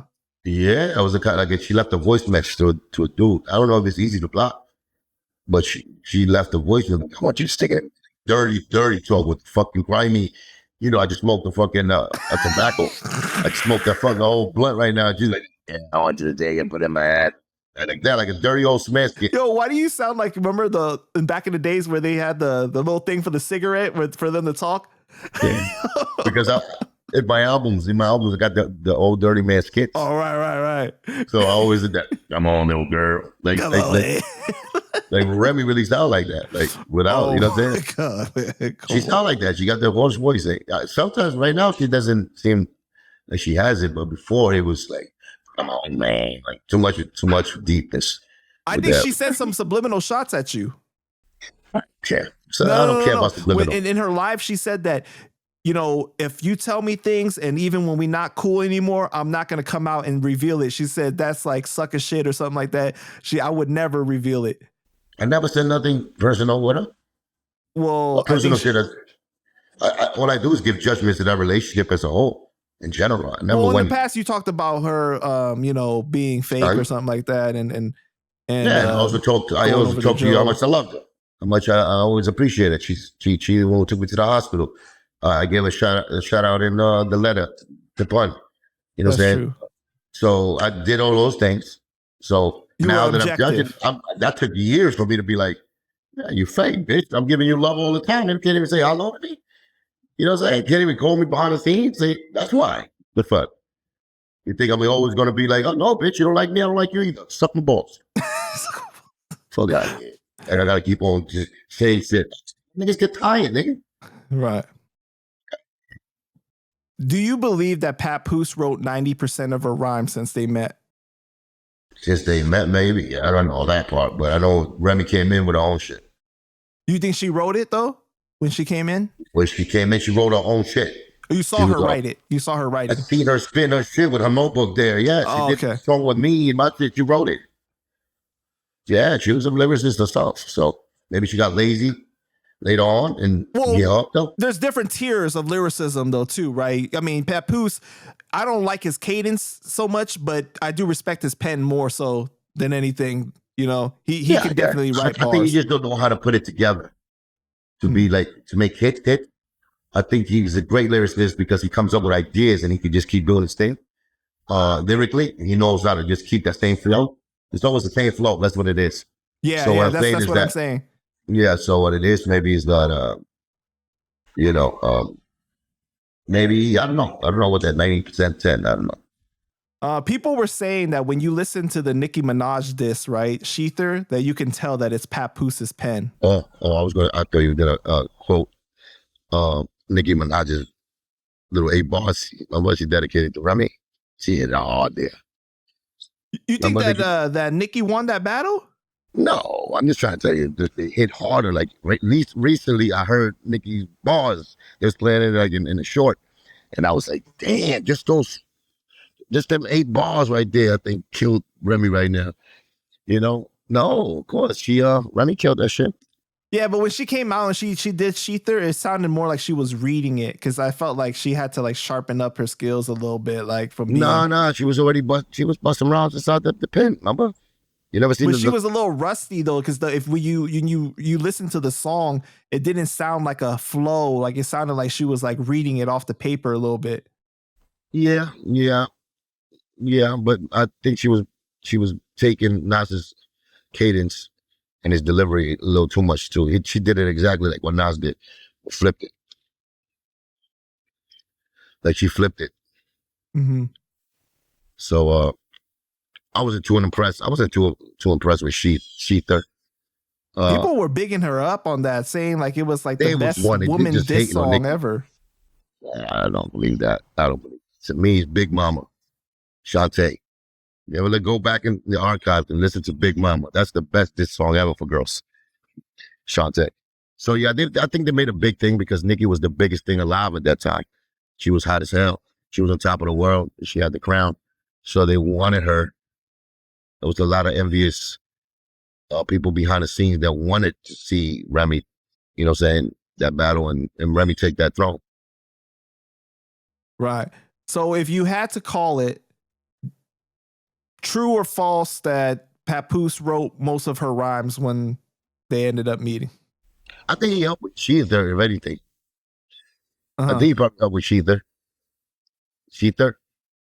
And Remy diss to Nicki. He might have helped her with that. I could see him helping her with that. I don't know, man. That's just, I don't know. I know she's a real lyricist though. From the lunchroom, beat on the lunch table, and that that's where she come from. And her spitting her own lyrics. You know what I'm saying? She did the battle against Lady Luck. You know what I'm saying? Yeah, that was crazy. So she proved herself as to be like a real raw MC. So I don't think that's accurate. Maybe later on in life though, maybe she might have got lazy and she probably did the joke. Like people come with them with lyrics. I can use this, I can use that, and she'll take away what you want to use. Maybe. I don't know. I know it's a little different when you're getting it from your significant other though, right? Because it's like you guys are already like a team. No. MC is an MC, nigga. You gotta write your own shit. Nope. No, I mean I personally feel like that, but I'm saying that like I can see how somebody might feel like it's not as bad if it's coming from your significant other though. No, then you didn't write it. It's different. Like, still rhymes. It's still you know what I'm saying? What you're saying. No, It's supposed to come from your pen. All right. Well, when they get mad at each other, do you think that they argued by battle rapping? Motherfucker, you didn't take the trash out. Bitch, you over there with your ass Who out. said that? Who said that? Who said that shit? Who said that in battle? No, it was the Math Hoffa and 40 bars or whatever, right? No, it wasn't that. It was the mother. It was talking to us. No, I thought it was Math Hoffa and whoever Charlie he Clips? was dating at the time. Somebody was making fun of him. Oh no, with Danny Myers. Danny Myers, and he said, and Vicky was his wife, and she used to rap too. She used to battle rap too, and he said that that's all they do. They used to battle each other and shit at home and shit. You know what I'm saying, on their own time. Yeah. I forgot who told him that, but it was Danny Myers and Vicky. But someone said that about Math during a battle too. I forgot who it was, but they said that too about him. I don't know.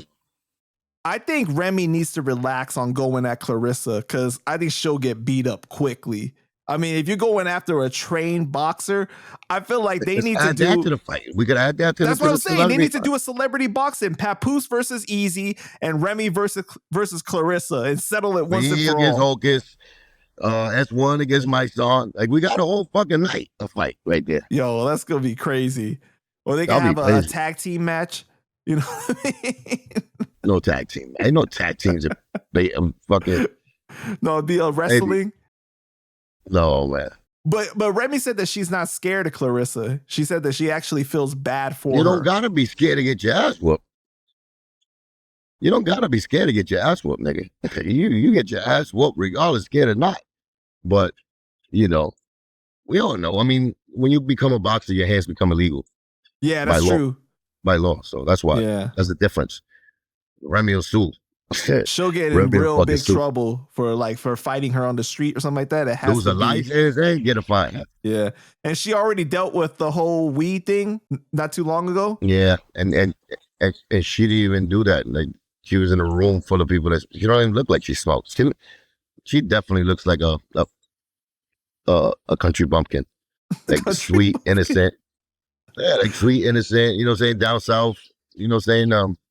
Courteous, talkative, innocent, talkative. Like, she could be rough looking, but she's still like innocent, talkative. Like, she talks like, you know, a girl. Right. A lady.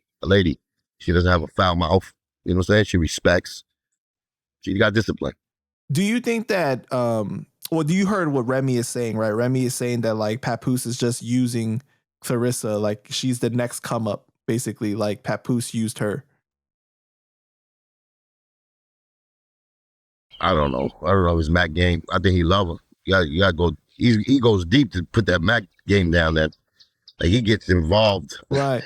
And he earns it. Like, he earns it. Like, he earned it with Remy. Yeah, but I mean, like, for Clarissa, like, he walking her down to the fight, he rapping while he walking, like, he's doing a lot of stuff.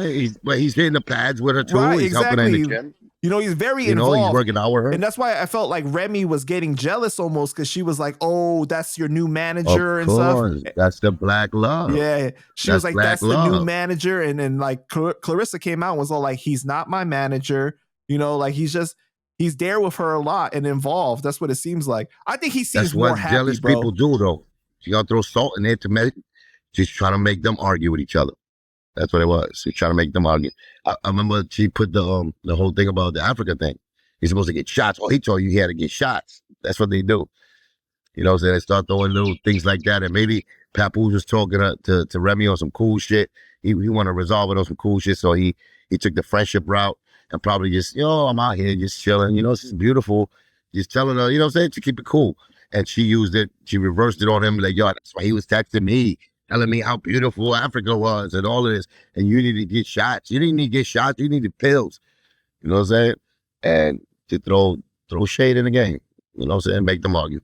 Do you believe that what Pap said, where he said that you just called me the day before to get back together? Probably to fuck up the relationship, yeah. But Remy's already. So you don't think that she actually meant it? You think it was a play? A play to fucking shit out, yeah, to catch him in that bullshit and then blow it up just like you did. You think she's that vindictive? Hell fucking yeah, all the women are. You crazy? Hell yeah, they all are. mean they all are? All of them. What does that mean I've though? been through shit like that. Who's all of them? Like women as a whole? Or are you talking about Women, like most women. Well, I'm not gonna say types all, of but women? like most, like 95% of them are like this. When they, in the whole relationship, and you know, especially when you had love like that, and you've been with each other so long, definitely that's a natural instinct. That's in the DNA. And it could be a dude also vindictive. Baby daddies do that shit too. You know what I'm saying? But women are more. Especially, you know what I'm saying, when they still got that love for you, like they got to see your kids and they see your face in the kids, you know, they part of you forever. Even they got caught lying because Remy got caught cheating. That's it. You got caught. Y'all was separated regardless. You didn't want to give her no pump. You know what I'm saying? And you was jumping out of bed, going to the living room with your other friends because you didn't want to sleep with your own husband. Regardless, like, you know what I'm saying? Like, you was married. You should have got divorced. Then you could do all of that shit. Right. But you was doing it way saying, and you're wrong in the court of law. You're wrong in the biblical sense. You're wrong. Oh, spiritual sense. What's the law in New York? Because I know it's depending on the state. It's like when you get a divorce, like if it's because of infidelity, it's held against you a lot more. Whether it's like child support or all types of shit, spousal support. Yeah. Yes, it's fucking footage of this. So it's like you got busted. Like you have no wins. Like if Pap wants to be a dick, he could really do that to her. Put her back in the poorhouse. So some crazy shit. No, see, it was really like Papoose was like Ronald Isley, right? Where he's like, busted, it's 2 damn o'clock in the morning, where you been? Yeah, Ronald Isley's a pimp, though. He's a pimp. Well. Well.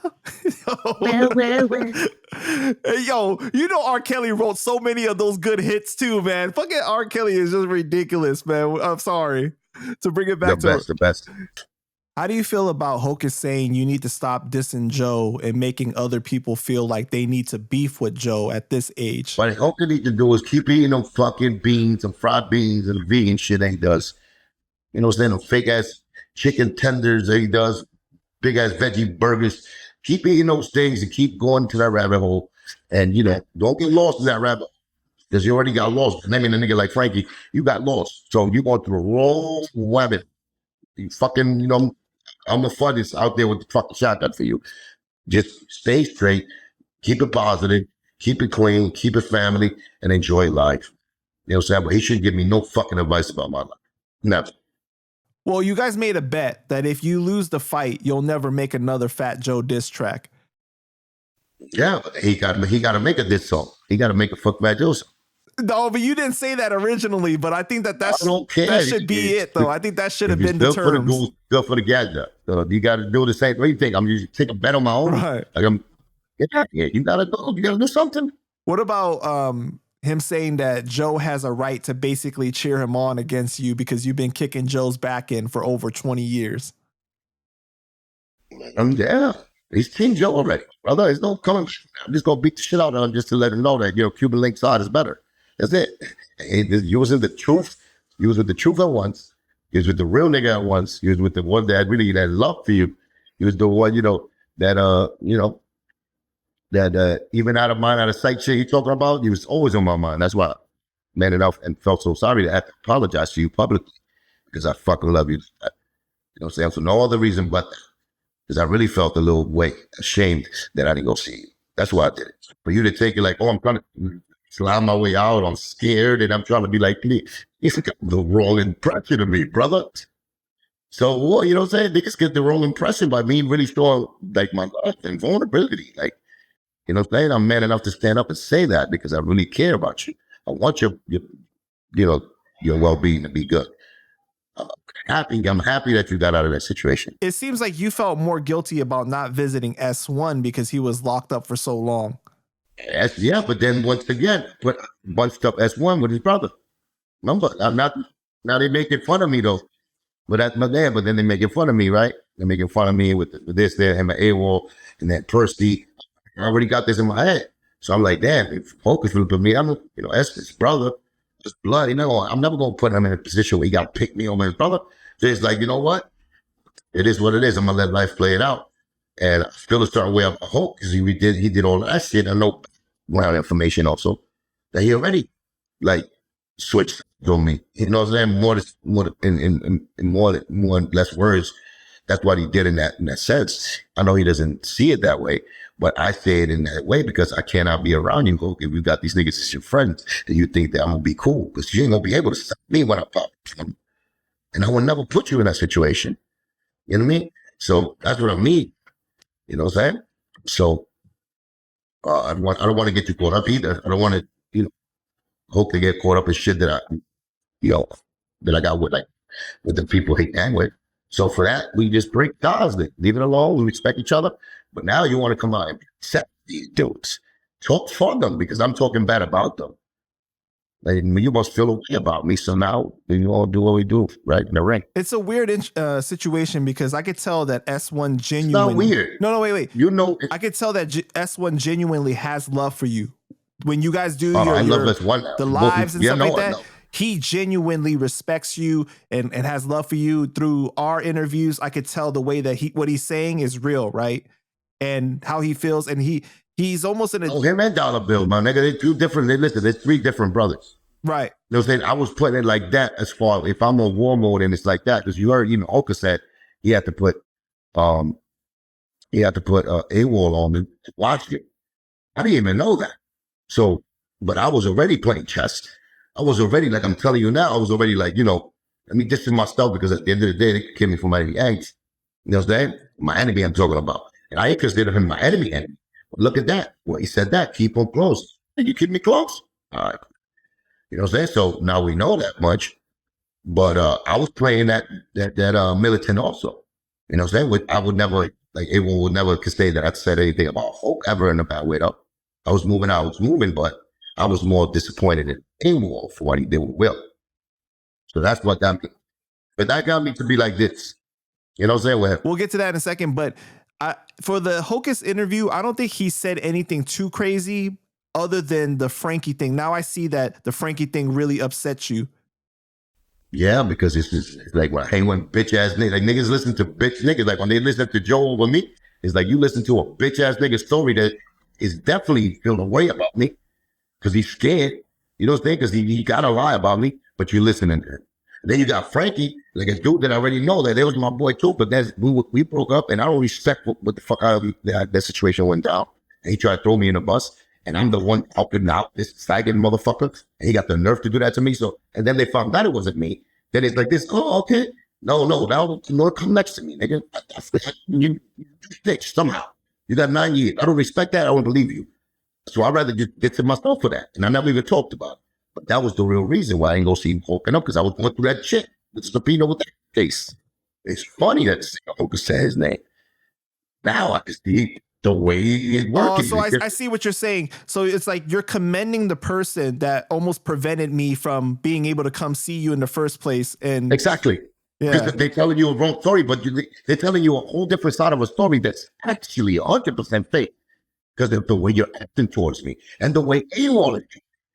Remember? He said, oh, you even know subpoena. He ain't got no ticket. We're going to get to that. But no. Well, I'm saying that right there because they coincide their mind thinking, the way they're thinking of me. But they're going by a nigga. This type of nigga. And, you know what I'm saying? That did certain things that I'm like this. Wow, listen to another enemy spot.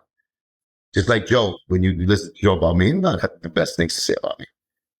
Anybody that's your enemy, or people that even worse, those niggas are the worst. They'll be like, I love Cuban. I loved him, man. I had that nigga in my game. I had them in my house. You know, seeing my brother. Then they do that, and they go, but that nigga did me dirty. When they're the ones fucking snitching, put me through fucking hell. 3 years that I want to knock their head off. But they're your friends over there, tapping you to hate me. That's what I'm trying to tell you. That's how they move behind the scenes. All of them, that's the fucking Corleone, the Figueroas. These are bitch niggas that I'm telling you, been in my circle. They do the same tactic, faggot shit. All these niggas. That's why they can never fucking ever stand up to me and look at me in my face.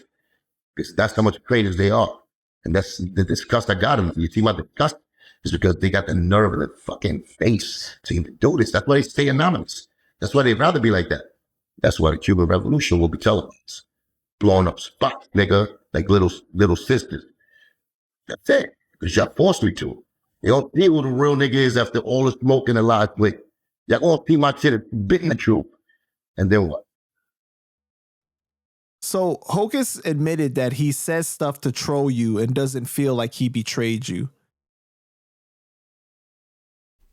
I believe him. I feel he does that too, but he shouldn't be trolling me with real situations. That's what I'm saying. Shouldn't be trolling me with real situations. I see a troll when he's making up some far-fetched lie, and I could be like, oh, that nigga.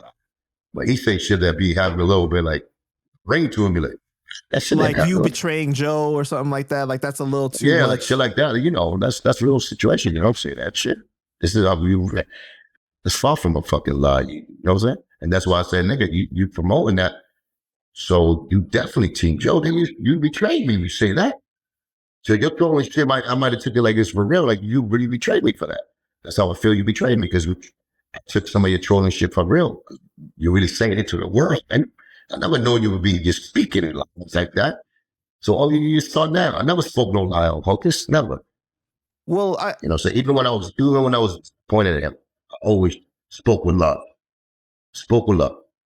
Well, I think that the problem is that it's a little dangerous because a lot of people already don't like you or in favor of Joe, so they're looking for a reason. Like, women don't like me to suck my dick and come see me anytime, man. I know, but what I'm saying though is that like, don't even say that. There's a lot of people that love me, man. There's a lot of people that love you too, but what I'm saying that there's people there's a lot of people. There's more real niggas that love me for who the fuck I am and how I get down and for my real resume. And these fake baloney motherfuckers that do the gossip and lying behind it. Those are the faggots. They got to go and gossip behind my back. Well, what I'm saying though is that there are people that are looking for more of a reason. So then when you throw out something that's like a troll. Look at it. Listen, I'm going to give you all the reason in the world to hate me. How's that? I'm going to give them all the reason to hate me. How about that? Before I didn't do that. Before I was trying to be nice and courteous and respectful. Now, I'm going to give you all the reasons to hate me. Well, what I'm saying though is that when you throw something out like that to troll, it's a dangerous rhetoric because then it's easy for people to pick it up and be like, see, he's the one that betrayed. You know what I'm saying? And it's easy to kind of push that narrative. And it's not one nigga in this fucking world I haven't betrayed. Not one. Not one. So let's address Awall, but let's do this organized because there was a lot that he said, right? What did you think of Awall saying that mice can't fight and he got beat up? Who said that? Awall. He got beat up by Red Child? Yeah, he said that and the situation. See, that was trolling. That was me trolling, trying to play the game, but I'm not good at it. So, you know what I'm saying? Well, not just Red Child, but he also said because of the footage that we saw too. Oh, the nut cut. Yeah. Yeah. The nut grabbing contest. But he said that Red Child did hold back though, and that he didn't beat him on him like he would someone that he doesn't know. No, they had a fight. I told you it was kind of even. I thought it was even, but he said they broke it up eventually, so it wasn't like mice got really. Yeah, it was fast, but nah, they was getting down. They was about to get down extra hard, but it was nothing. Do you remember what that was about? No, not really. It was Red Child. Red Child didn't like him. Something about my daughter, Red Child didn't like. I don't know what it was. I used to be trying to keep the peace with dumb niggas. Like, nah, man, it's cool. But who's Red Child exactly? That's one's manager. Oh, okay. So he's a manager, not a rapper. Yeah, he was a manager. Yeah, he saw a lot of things in my ain't like. And we used to be like, come on, give me a shot, give me a chance. You know what? Come on. So I didn't know what it was, but we tried to keep the peace there. But they had a little scuffle with him back. They didn't really do nothing to each other. But they, powerful motherfuckers, both of them too. They diesel. So, the wrestling contest at the fucking, at the inaugural ball over there in the president's castle. Yeah, there you go. It's the Bang Bang Boogie Mysonne. The one, was supposed to be the top of the king or Zamunda. Well, he also said, what the hell, mosquitoes? It was a big ass flop. Well, he also said that Mysonne was always like for self. He was always looking out for himself instead of the group's best interest. That was that. Yeah, it was that. Red Child said that shit back in the days. And now it was like team, dick, team, Cuban. Everybody else was teamwork. Because Awall even commended you on that. He said that Cuban had his own thing with CLK already, but he was coming over here Yeah. and doing this stuff like out of love. Yeah, Like did two it fucking wasn't. albums. We did the whole Bang Bang Boogie album. Then we did the X-Files. Right. That's like 2 albums, really. You get a dime on. I'm telling you, not even a penny. Not even the Bang Bang Boogie shirts that we made. That was selling. We didn't make a dime. Wow. And I'm the one still saying, you ready? Yeah, I'm because like this, Bang Bang Boogie. Maybe some of them making money probably to this day. Because I seen the X-Files album on the internet, because they don't got it on YouTube, so I went to check it. They sell it for $7.99 in the website. So this is mad. Shit, like, that's like 15 years old already. Get one dime from Bang Bang Boogie. And I rep it like, what I'm saying, with love because of my brotherhood with them individually, you know what I'm saying, but with the artists. So if that's wrong, the fuck did Bang Bang Boogie ever gave me? You know what I'm saying? That's one, that's one. I told us right now let's do a podcast together. You know what I'm saying? Sometimes life comes back around like that and the real ones get together and make it happen, for a reason. So, I try to look at the positive at the end. Because Awall even said that Mice wasn't even thinking about you guys when he took that battle against Ness. He didn't like consider what that would do to the Bang Bang Boogie, name or anything like that. So he was always looking for himself, basically looking for his own opportunities and what was in his best interest. I know it was $25,000. He gassed me with that. I thought he was gonna cut us some money from that. He said, he was 25 G's. Come on, we're gonna get these 25 G's. And I said, okay, let's go. You know what I'm saying? He said we? Yeah, we made it seem like that so we could go with him. Wow. You know what I'm saying? So we could go with him. He said we. So you know what I'm saying? But I think after the battle he said, did he give him the money or something like that? But I'm sure he collected some money. But when it came to money with Bang Bang Boogie, ain't nobody ever came to the table. And it was one time that we split a check for like, I think $1,500 or $700, something like that. And we split it. We had to beat a couple of people up for it. We split it. We split that money. That was the only money. So, and that was like $100 each. Man. You know what I'm saying? And it came with blood. So, and not the gang, it came with real blood. What did you think of the Awall diss track? Whack, trash, shitballs of fire. He rapped over 3 beats, including the Puffy Senorita beat, where he. I like it. I like it. I like the mixing of it. I like the fucking interview part. It fucking goes up and down. They write it a beat. Like, I didn't like none of that shit. Like, shit is whack. I told him, like, why did he put the interview over it and lower down the music? He said that that's not going to be on the official version, that this is just the official version? You're going to make it really. Tell him, go on. He said radio version. Hey, well, listen to me. Listen. I know you're like, you don't want to call yourself like a fan of me, but you're like my understudy of anything from back in the days. Like, come on. Look at the talent I got and then you praise. Like, step up your talent game. Brother, you can't be just 6'5" cock diesel with a fucking blonde wig looking like fucking George Clinton. Thinking that just the image won't be good enough for this game. You got to really rhyme. You really got to, say through the funny shit that you're doing, really rhyme. Make dope ass like comparisons and metaphors inside the rhyme. Take your graspy voice out. Stop trying to triple it. Command the mic when you grab the mic. You know what I'm saying? You should know how to do that. Stop smoking blunts. And as far as like when you record it, don't smoke because you're going to get high. You don't think everything's dope. It's not. You say you got to be really critical of yourself. And then when you come out with a hot rhyme, and you know what I'm saying, you put it to the test. Where it's like it could fuck with any MC in the world, like a pot joint, you know what I'm saying? Like, you know what I'm saying? Fuck your bitch, nigga. You know what I'm saying? Like, call the cops when you call Cuba. Do a real creative joint, original joint, diss me, and diss me with real shit. I'm a real nigga, right? So use real issues that you have about me so I can learn from it. I can like it, hate it at the same time. I can learn from it, and, saying, want to get back at you at the same time. You know what I'm saying? That's what I'm saying. Like, you come from the Bang Bang Boogie cloth. Make that cloth proud. Don't do no whack shit just because you don't like me and whatever the fuck you got a problem and you just want to talk shit on it. Still a craft, still rhymes, still rhythm, still beats, flowing. I'm saying? So, be a dope MC, my nigga. Even if you diss with somebody. That's how I lead by example with that. Go check out Joe's shit that I dissed Joe with. Incredible joints. No, none of them is wreck. Nobody can say any Joe songs I diss, even when I diss King Slay, even when I diss Figaro, faggot Figaro, even when I diss that nigga. You know what I'm saying? I made you. Why would I play you? Go check those shits out. Nigga, those shits is hits without me dissing them.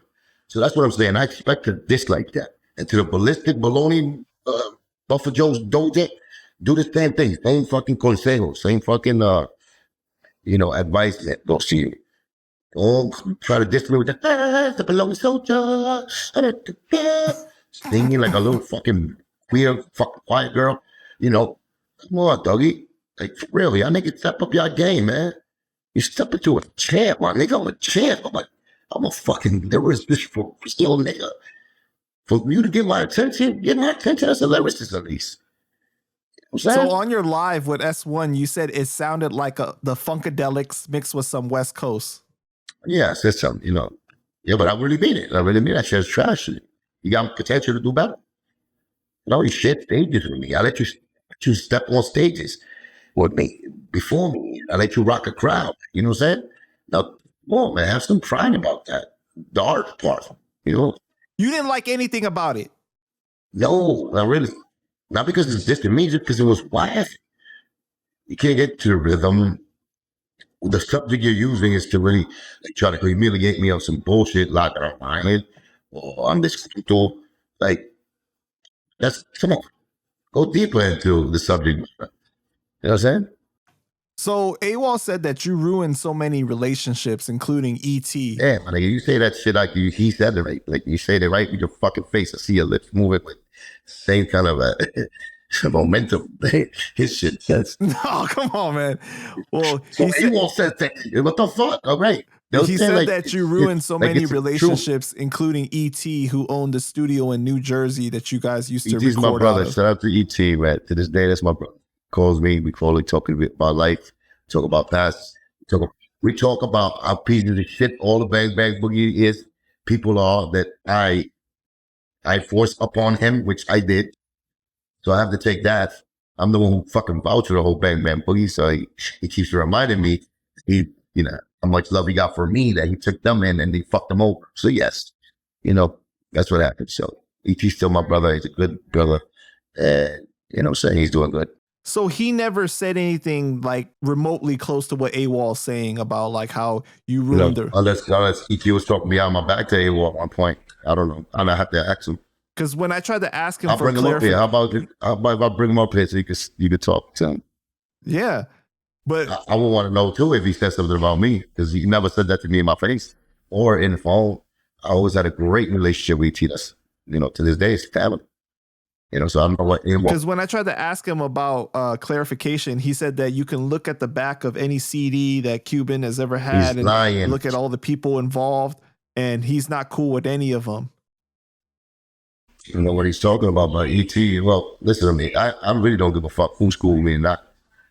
Those that know me know me. If you cool with me, and I see you, I always give you love.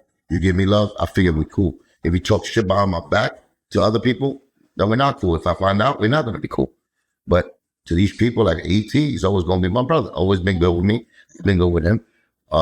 Whenever we talk about those days, it's because these motherfuckers they did them dirty. Yeah, they used the studio of my strength that I introduced them all to E.T. And I let them, fuck with the connect because he was the connect to the studio. Let them fuck personally with him. And E.T. was a gracious and nice, man. Businessman, and they let them use their studio. They never brought nothing back to T studio. They never paid them for a session. They did it on my dime. To this day, I'm responsible for it. If I haven't fucking do what I need to do in life and come up with some old ET for that. So I'll take that burden on me. Awall said that he paid for his own sessions. He said that he didn't like Awall didn't pay for a goddamn thing. And if he did pay, he paid.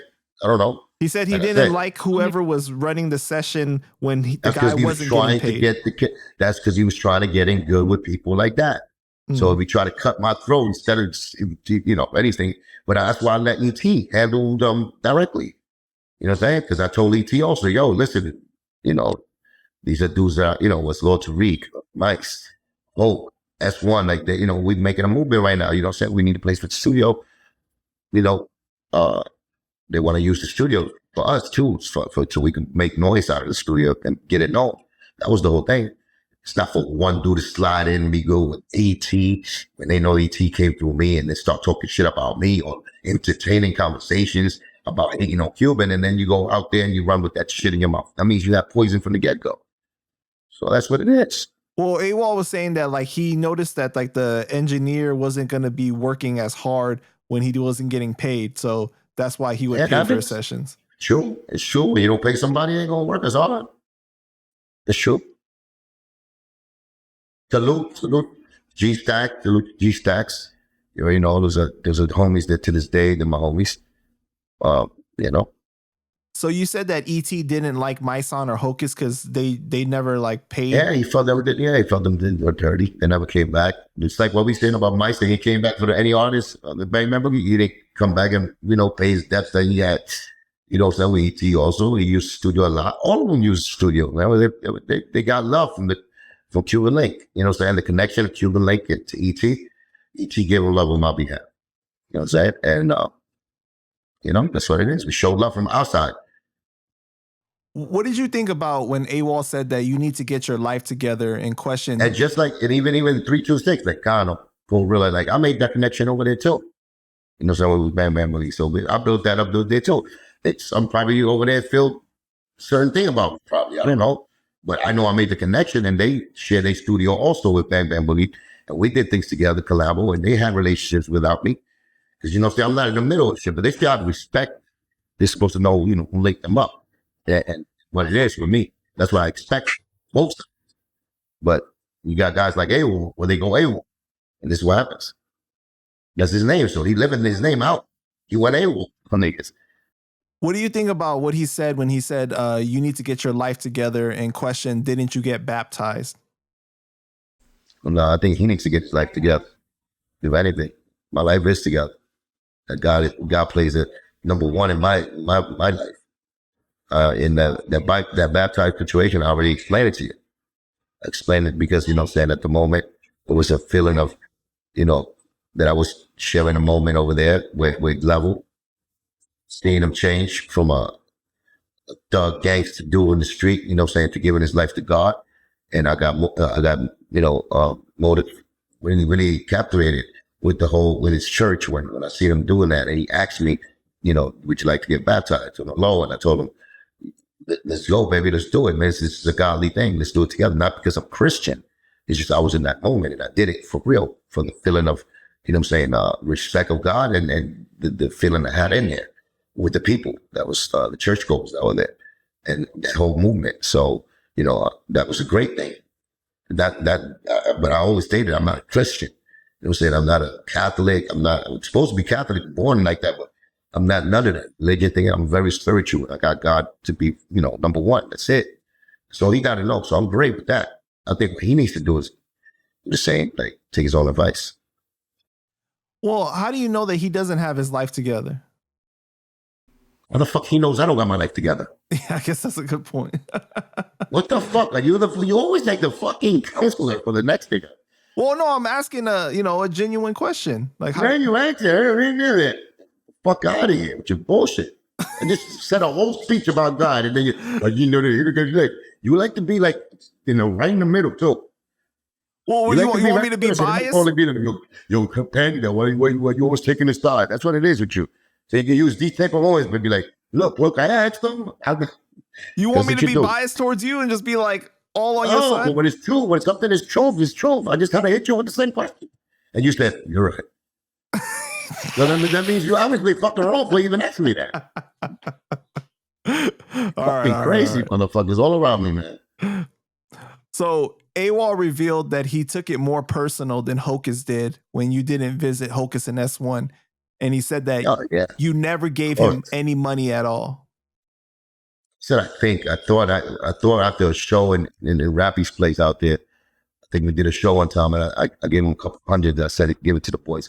Maybe I didn't. Maybe I did. I'm like 90% sure I did, but I don't want to argue about it. Obviously, that they didn't get the money. They don't remember it. So it means nothing if it did happen. So you know what I'm saying? If it No, didn't that's not happen, true. It does mean something if you did do it with well, good intentions, though. I, I think if I did do it, I don't know how Awall would have gave it to them, right? Awall would have gave it to them. I don't think Awall would have took that money and just pocketed it. He's not that type of thing. But I don't put nothing past nobody. But they're saying like he could have been doing that for that. If I'm another motherfucker, I'd be like, I'm not gonna give it to you. I said I was that much. They was in my mind so much that I know I was talking about them. I made it adamant for Awall to send my love and let them know, yo, we rocking together. Still with family over here this time. You know what I'm saying? And that's what I'm trying to tell you, that was what I thought the message they was supposed to send. But you got a hating in them, but you got the nigga watching me and be like, probably looking at me, getting all the girls and see me over here living my life. I'm getting drunk. I'm on top of stages. Bitches love me. I got fans. And he not getting that shine. Maybe he got that jealous bugging. He's next to me like this, looking, judging me. Well, he probably could have took it extra, more than Hocus, because he was in the middle of the action and I brought him along for it so he could watch me and be around me and be part of it. So when you bring certain niggas like that, you gotta be careful who you bring around you, because they be there for the wrong reasons. Motherfucker like that probably jealous of me. Like, you got the girls, you got this. He probably looking at me like that. Oh, that was me. I went and did what Cuban did. Look, he wasting his time. Look, he drinking his life away. Bitch ass niggas like that, like supposed to be there, nigga. If anything, if you're my brother, you hook me up. You fucking talk to me. You try to make that happen or try to make me see it that way. But not to be jealous and down talk me late after you leave the circle. You know what I'm saying? I don't respect that. Well, I did ask him if he ever sat you down and had a conversation with you, and he said, I think he said, like, you know. Listen, the realest thing he said was the realest thing. The way I came over when I said, now listen, I had Awall around me because of Hocus. So I gave him like no significance really. So I did that shit because of Hocus and not really for him. So that might have played it, and actually he might have felt a certain way about me because it was kind of personal with me and him. But if I don't say it out here publicly, right, and said that, then, you know, he's trying to say that my love for him was fake then. But it wasn't. But I had love for that brother. He knows I had love for him. You know what I'm saying? Now, he might have took that way, used that excuse for, you know, whatever he's on right now. But he know at the end of the day, I'm not a fake nigga like that. I gave him love and we had mad fun. And that's it. We just have fun. And, you know what I'm saying? I respected him. I thought he respected me. And I always showed him love. It's always. So that's why I say all this switch up shit. You know what I'm saying? I figured it was Hulk in the beginning. Hulk was in there with the Percy. They changed Hulk minds. Now, Awall got to go along with this program. Understood that better. That's how I put it. Then, but when he was around me, when Awall was around me, I gave him nothing but love and always shouted out, you know, the brothers that was locked up and always made sure that was good and had conversations with Awall about them and told him to send me. So he spoke on you trying to shame him about Will's girl, saying that he didn't know it was Will's girl. Man, roll the clip. So he said that you knew it was Will's girl and Will had went to prison and she was living at Will's place. No, nigga, she was living. What the fuck was? Take that name out. I got you.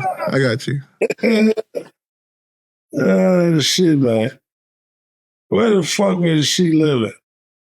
She was not living at Will's place. She definitely wasn't living at Will's place, nigga. Nigga, she had multiple kids. She had a few kids. You know, she lived in her own place. It was a female's house. You know what I'm saying? Just down the third. Whatever the case may be. Nigga, nah, Will wasn't in jail. Will called me on the phone, nigga, like, and it wasn't a jail phone. We talking about on the phone. Niggas knew because I posted it on social media, man. Niggas knew because I posted on social media.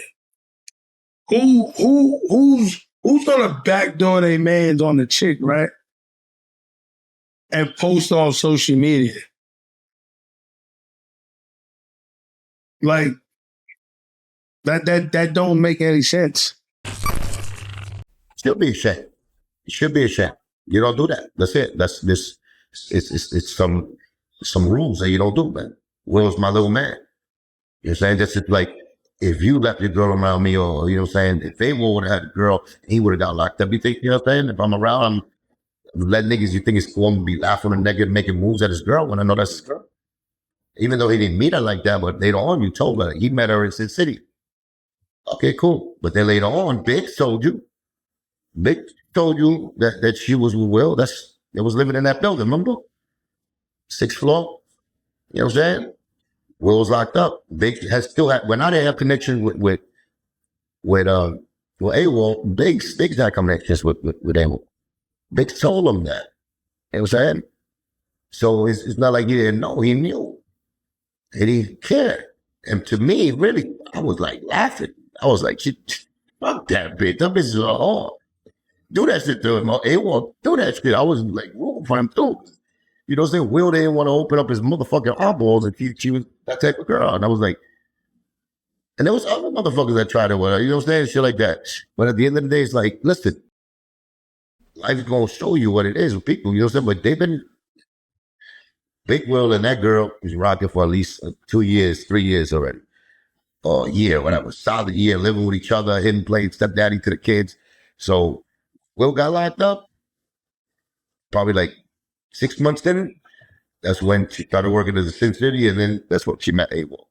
But then Awall was told, you know what I'm saying? Will and Awall was cool with each other. You know? He dogged her out, which I laughed and everything. It was in the internet. I seen stupid shit. You know what I'm saying? It was like a fucking little like skits and all that funny shit that he likes to do. It was that type of skit, real situations that he was putting out on blast. So, in the way I applauded him, because she deserved that, and Will needed to open his eyes, but it was hurt. It was my homie. So, if you got any love for any members of your crew, you know what I'm saying? Will, you already know you had love for Will. How can you do that without feeling a certain way? Or why didn't you stop? That's my whole thing. You know what I'm saying? So you weren't shaming him? I was waiting. Yeah, I was giving him the minute that was foul that he did. But with the smirk, like, you're a fucking prick. You fucking dickhead. Like, but that was wrong, you dick. Like that. Like, you're a dirt. You're a dirty nigga. Well, she deserved it, but you were dirt. How you gonna do that to Will? Like, yo, she deserved it. She deserved it. Like, that was me. Like, you know that? But I didn't do it like still. But then I started taking it for real. Like, yo, do that to them. You do that to me. And that. But I blame the bitch all the time. I blame the bitch, but nigga too. You my nigga, go to jail or something like that. So can't trust you. So that was why I was acting a certain way. I couldn't trust that. Well, I didn't. Even though I was enjoying it, that she was playing out the way she, you know, to deserve the shit. My core, my values. you didn't respect it. I didn't respect it because he didn't care. That's why he didn't care, and niggas try to make him like care. Like, but he said though, like that he really didn't know. Yeah. Believe him. Believe him. You sure get one. Believe him if you want. I know what the fuck. I know what it is. I might have Bigs come up here. But it seems like that's what one thing he took really personal, that you kept shaming him about that. I ain't keep shaming him. I just, well, like later on in life, maybe, you know, maybe, but not at the moment I talked to him, I told him, how you going to that? I did have a serious conversation on, you know, like, he was like, I didn't know. He didn't, I didn't know bullshit. He was like, she's the one. That's what he said. She's the one. And I understood it. But it's like, you know. So then you said that you could have made a skit. He fucked with a hole, that's what's going to happen.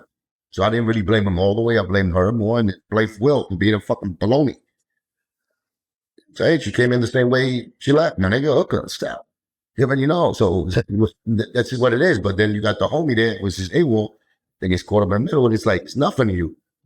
I think you should have a little more feelings, a little more respect, a little more hurt in you. Then you should be like, that's whack. You know what I'm saying? I didn't even know. If he didn't know in the beginning, like, stop. He didn't stop. He didn't stop because of that. You know what I'm saying? So anyway, that's my judge. I kind of judge that situation, what's that, on my own. I'm not saying maybe I'm who I am. I judged it that way.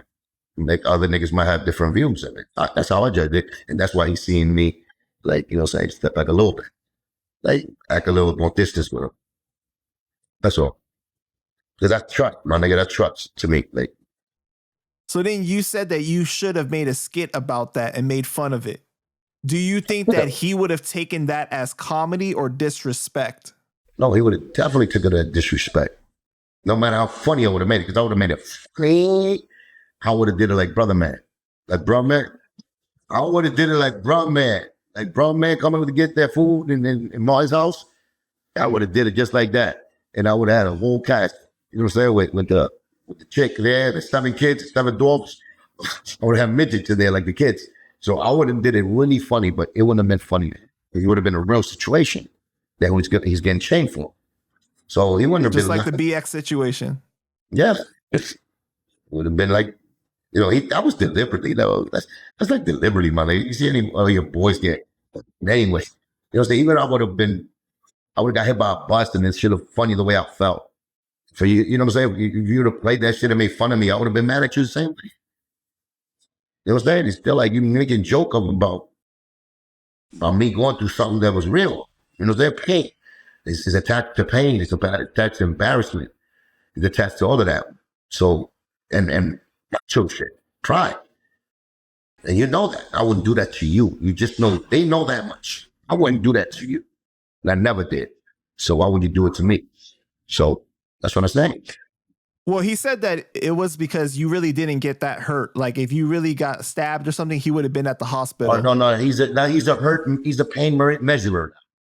According to his hurt, it's what he does. He can get the green light or the red light. It's not even that. You know what it is. It's just like, it's like you waiting for you to a downfall in your life for them to bring that up and make fun of you. You don't expect your people to do that to you. You expect others to do that to you. Not your own. And I consider them my own, that's all. What did you think of when he said that he told you so many times where Joe was going to be based on flyers and shit, and you never wanted to go fight Joe? Who the fuck is going to go fight Joe with that fucking balloon? With that fucking, right here, with Trading Places Awall right now. Well, you guys had other people that could have went with you, right? I can't trust him. When you think I'm going to go do something with him and you think I'm going to trust him? But is there any truth to what he's saying? I need people? First of all, do I need people to go see Joe? Do I need people to go see? Did I ever invite any one of them to go see Joe? No. Anything, I'll go do it myself. That's who my MO is. I never invited nobody that was ever around me to go, let's go see them. First of all, I don't trust nobody. If you get caught up in it, if you get locked up, me, or something happens with you, I got to pay your bail. I got to fucking pay your lawyer. Who got money for that? Nobody. And then you're going to turn on me while you're in jail, talking about I left you in there. And then Joe and nobody seen Turkey in them. At least he helped them. But then Cuban broke for real. Can't pay your lawyer. You got to do like 20 years. You going to do 20 years for me? Oh, no. You're not going to do that for me. You're going to hate for the rest of your life. You're going to tell everybody you know that you hate Cuban because you got to keep talking. Fuck, I'm going to take all that responsibility with a nigga like Awall. When he just turned on me right now, you make fun of me while I'm getting punched in the face. Are you crazy? This is for the kids. Be careful. Be careful. Who you got around you that goes and tells you, oh, let's go handle this beef. Or let's go, because there's a lot of consequences that come with that when it really happens. And I've been there when it really happens. You understand? So I would never go with Awall to settle any beef, ever. But did he really have those conversations with you about like? I don't remember, and I don't think I even pay mind to them. Scott, those are make conversations that made me laugh. Like probably if he did say that, I'd be like, get the fuck out of here, nigga. It's that type of shit. It's not a conversation. I'd be like, yo, I want to. It's not like I was saying, yo, I want to go get this nigga. I want to go get him now. This nigga, and Awall comes out of nowhere and be like, yo, I know the spot where he at, and I'd be like, okay, no, let's not do it. You see me doing that? Come on, man. I don't even talk about Joe will be around the fucking in the backfield. We having too much fun. We talking about let's do a show. Let's go buy a bottle. Let's fucking see these chicks.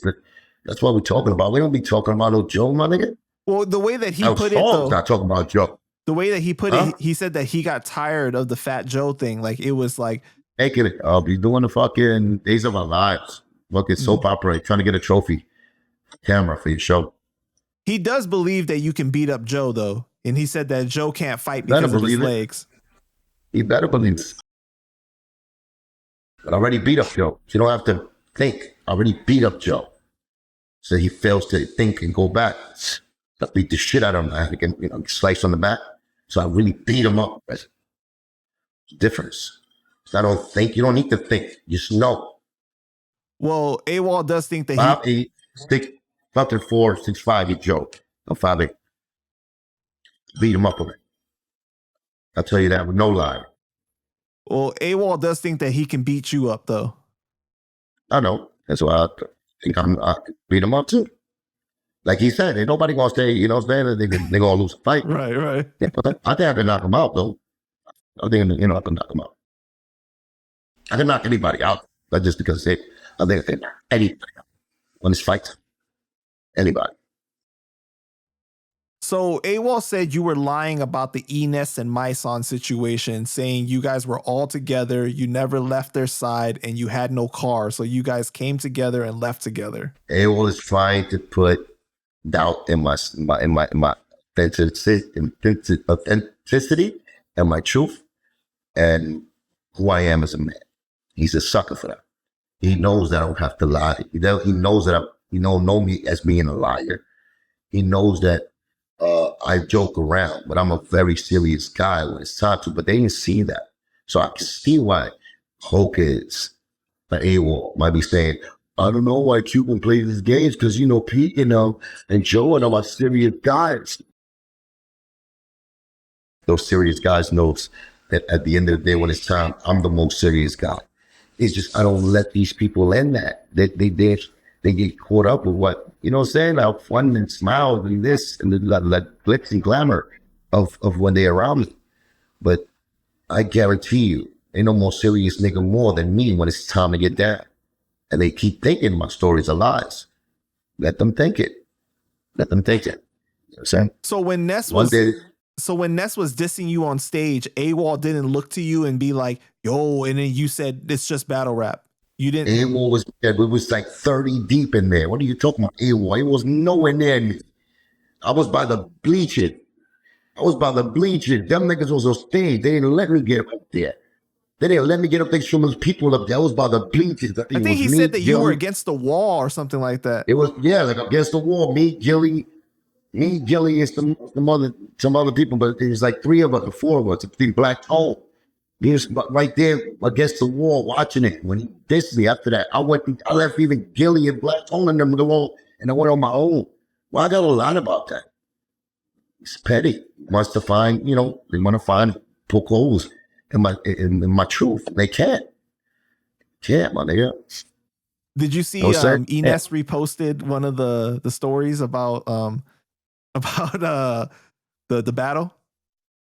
No, what is it? No, because I tagged him in it when I think S1 spoke about it, and I tagged him in the stories on Instagram, and he reposted it. And he was getting ready. He was typing for a long time. He was going to send a message to me. I don't know what it was about, but all of a sudden he just stopped. And I was like, oh, this fucker. But ain't nobody trying to. I just told that story on the merit that I remember that. That's what I remember. So it's not like me trying to be gangster or belittle him. No. He's going to, if you're going to fight, he's going to fight. But, at the end of the day, I took it personal. So personal that by myself, I ventured on my own. I went looking for him on my own. Now, that's 100% the truth. You know what I'm saying? And he even knew I felt a certain type of way. I'm sure they let him know because later on in life, he asked me, yo, you still mad at me? And we made a joke about it. That's what I'm trying to tell you. I don't have to, I'm saying this story for what? But that's what I told Awall, though. I was like, well, he's just a hater. Once they hate Cuban, they go deep into finding anything because they know I'm too real with it. They know my words are sharp as the steel I cut it. I sharpen them up with because they the truth. They can't remember that. They smoke weed, my nigga. They minds they don't remember shit. Their brains is mush. So they go with whatever the narrative of the group that remembers or they lie to them. That's why I'm telling them the truth. That's the lie, isn't it? I know what I did. If anybody should feel like that and say I'm a liar, it's Enes. Right. If anybody, He knows I'm not lying. That's why I want to interview Ines. Yo, shout out to Ines, man. Yeah, but it wasn't that much of a big thing where it's like, it shouldn't be that much of a big thing where it's like, you trying to make me out of line for that part right there. Like, what the fuck is that? That was just an extracurricular thing. I got mad. I'm hot-tempered, and my anger issues was like, I never got this like that, so I was on that shit for real. That's what I'm talking about, the narrative, people dissing you. He did it in front of me in the same building, so I felt like I had to do something. So that's why I did that. It wasn't like because I had some beef with Ines and he ain't supposed to get it off. It's not that big. You know what I'm saying? I know he remembers the kind of climax it was. Right. You know what I'm saying? Now, did he know that did he see me looking for him? No, he didn't see me. He didn't see him, obviously. The only nigga you could go get is the nigga that was playing the thing by the counter, by the table, when they was picking up the tables, and I was like, yo, after the battle, and I was like, yo, what the fuck are you using this? And he saw my face, and he's like, yo, Q, you don't got to take it like that. Nah. I was like, nah. Wait, he got, wait. That's the only one. I don't know who that dude was. It's a black individual that was there, and I asked him that. He calmed me down, but he didn't really calm me down. I was still trying to go. But, yeah, what the fuck I did? That's why I get my thing on. Get myself and have more shit that I was saying, because I'm just letting you know that's how it really was with me. You know what I'm saying? That's how, I was on it. And we said this before too. Ines is a legend, one of the best in the battle rap. Like shout out to him. God, no, that nigga's lyrical. He's dope, man. I've always thought that since I saw him battling on Making the Band, bro. Like when he went against what's my dude's name? I can't think right now. No, not even that. Later on in life, I know, but he held his own on Making the Band when he battled on there too. No, yeah, he's natural with it. He's a natural MC. He's a natural. He got his own swag. He knows that he writes his own shit, and he's dope. He proved himself. That was the beginning of Ines. I first saw him there, battling Mysonne, and he was he wasn't great. Later on, he became great to me. Say, after he battled the DNA. Remember, that was the funniest shit ever when he was fucking up. He did that crazy glue.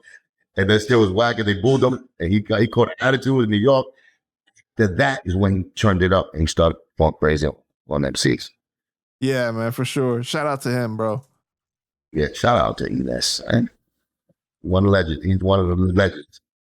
Battle rap. Yeah, that's who he battled. Jay Mills. I forgot, man. Yeah, when they was going back and forth on MTV, that shit was crazy. Yeah. All right, Cuban. I just want to thank you for your time. Is there anything else you want to say to the people before we go ahead and wrap it up?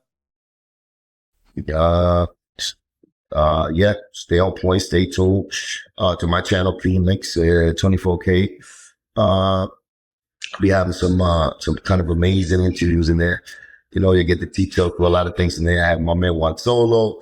Yeah, probably you got to interview Juan Solo too, man. My other man, come in, man. That's big part of the Antonero story, and you could try and cross-examine him in your own way, but I did it the other way. My boy Benzino, you know what I'm saying? And the truth, my story is getting out. My therapy is being completed between PANDA and myself, my podium. I'm getting help, the help that y'all wanted me to always get, guys. It's never gonna stop completely. Guys. But we definitely get into the right places. You know what I'm saying?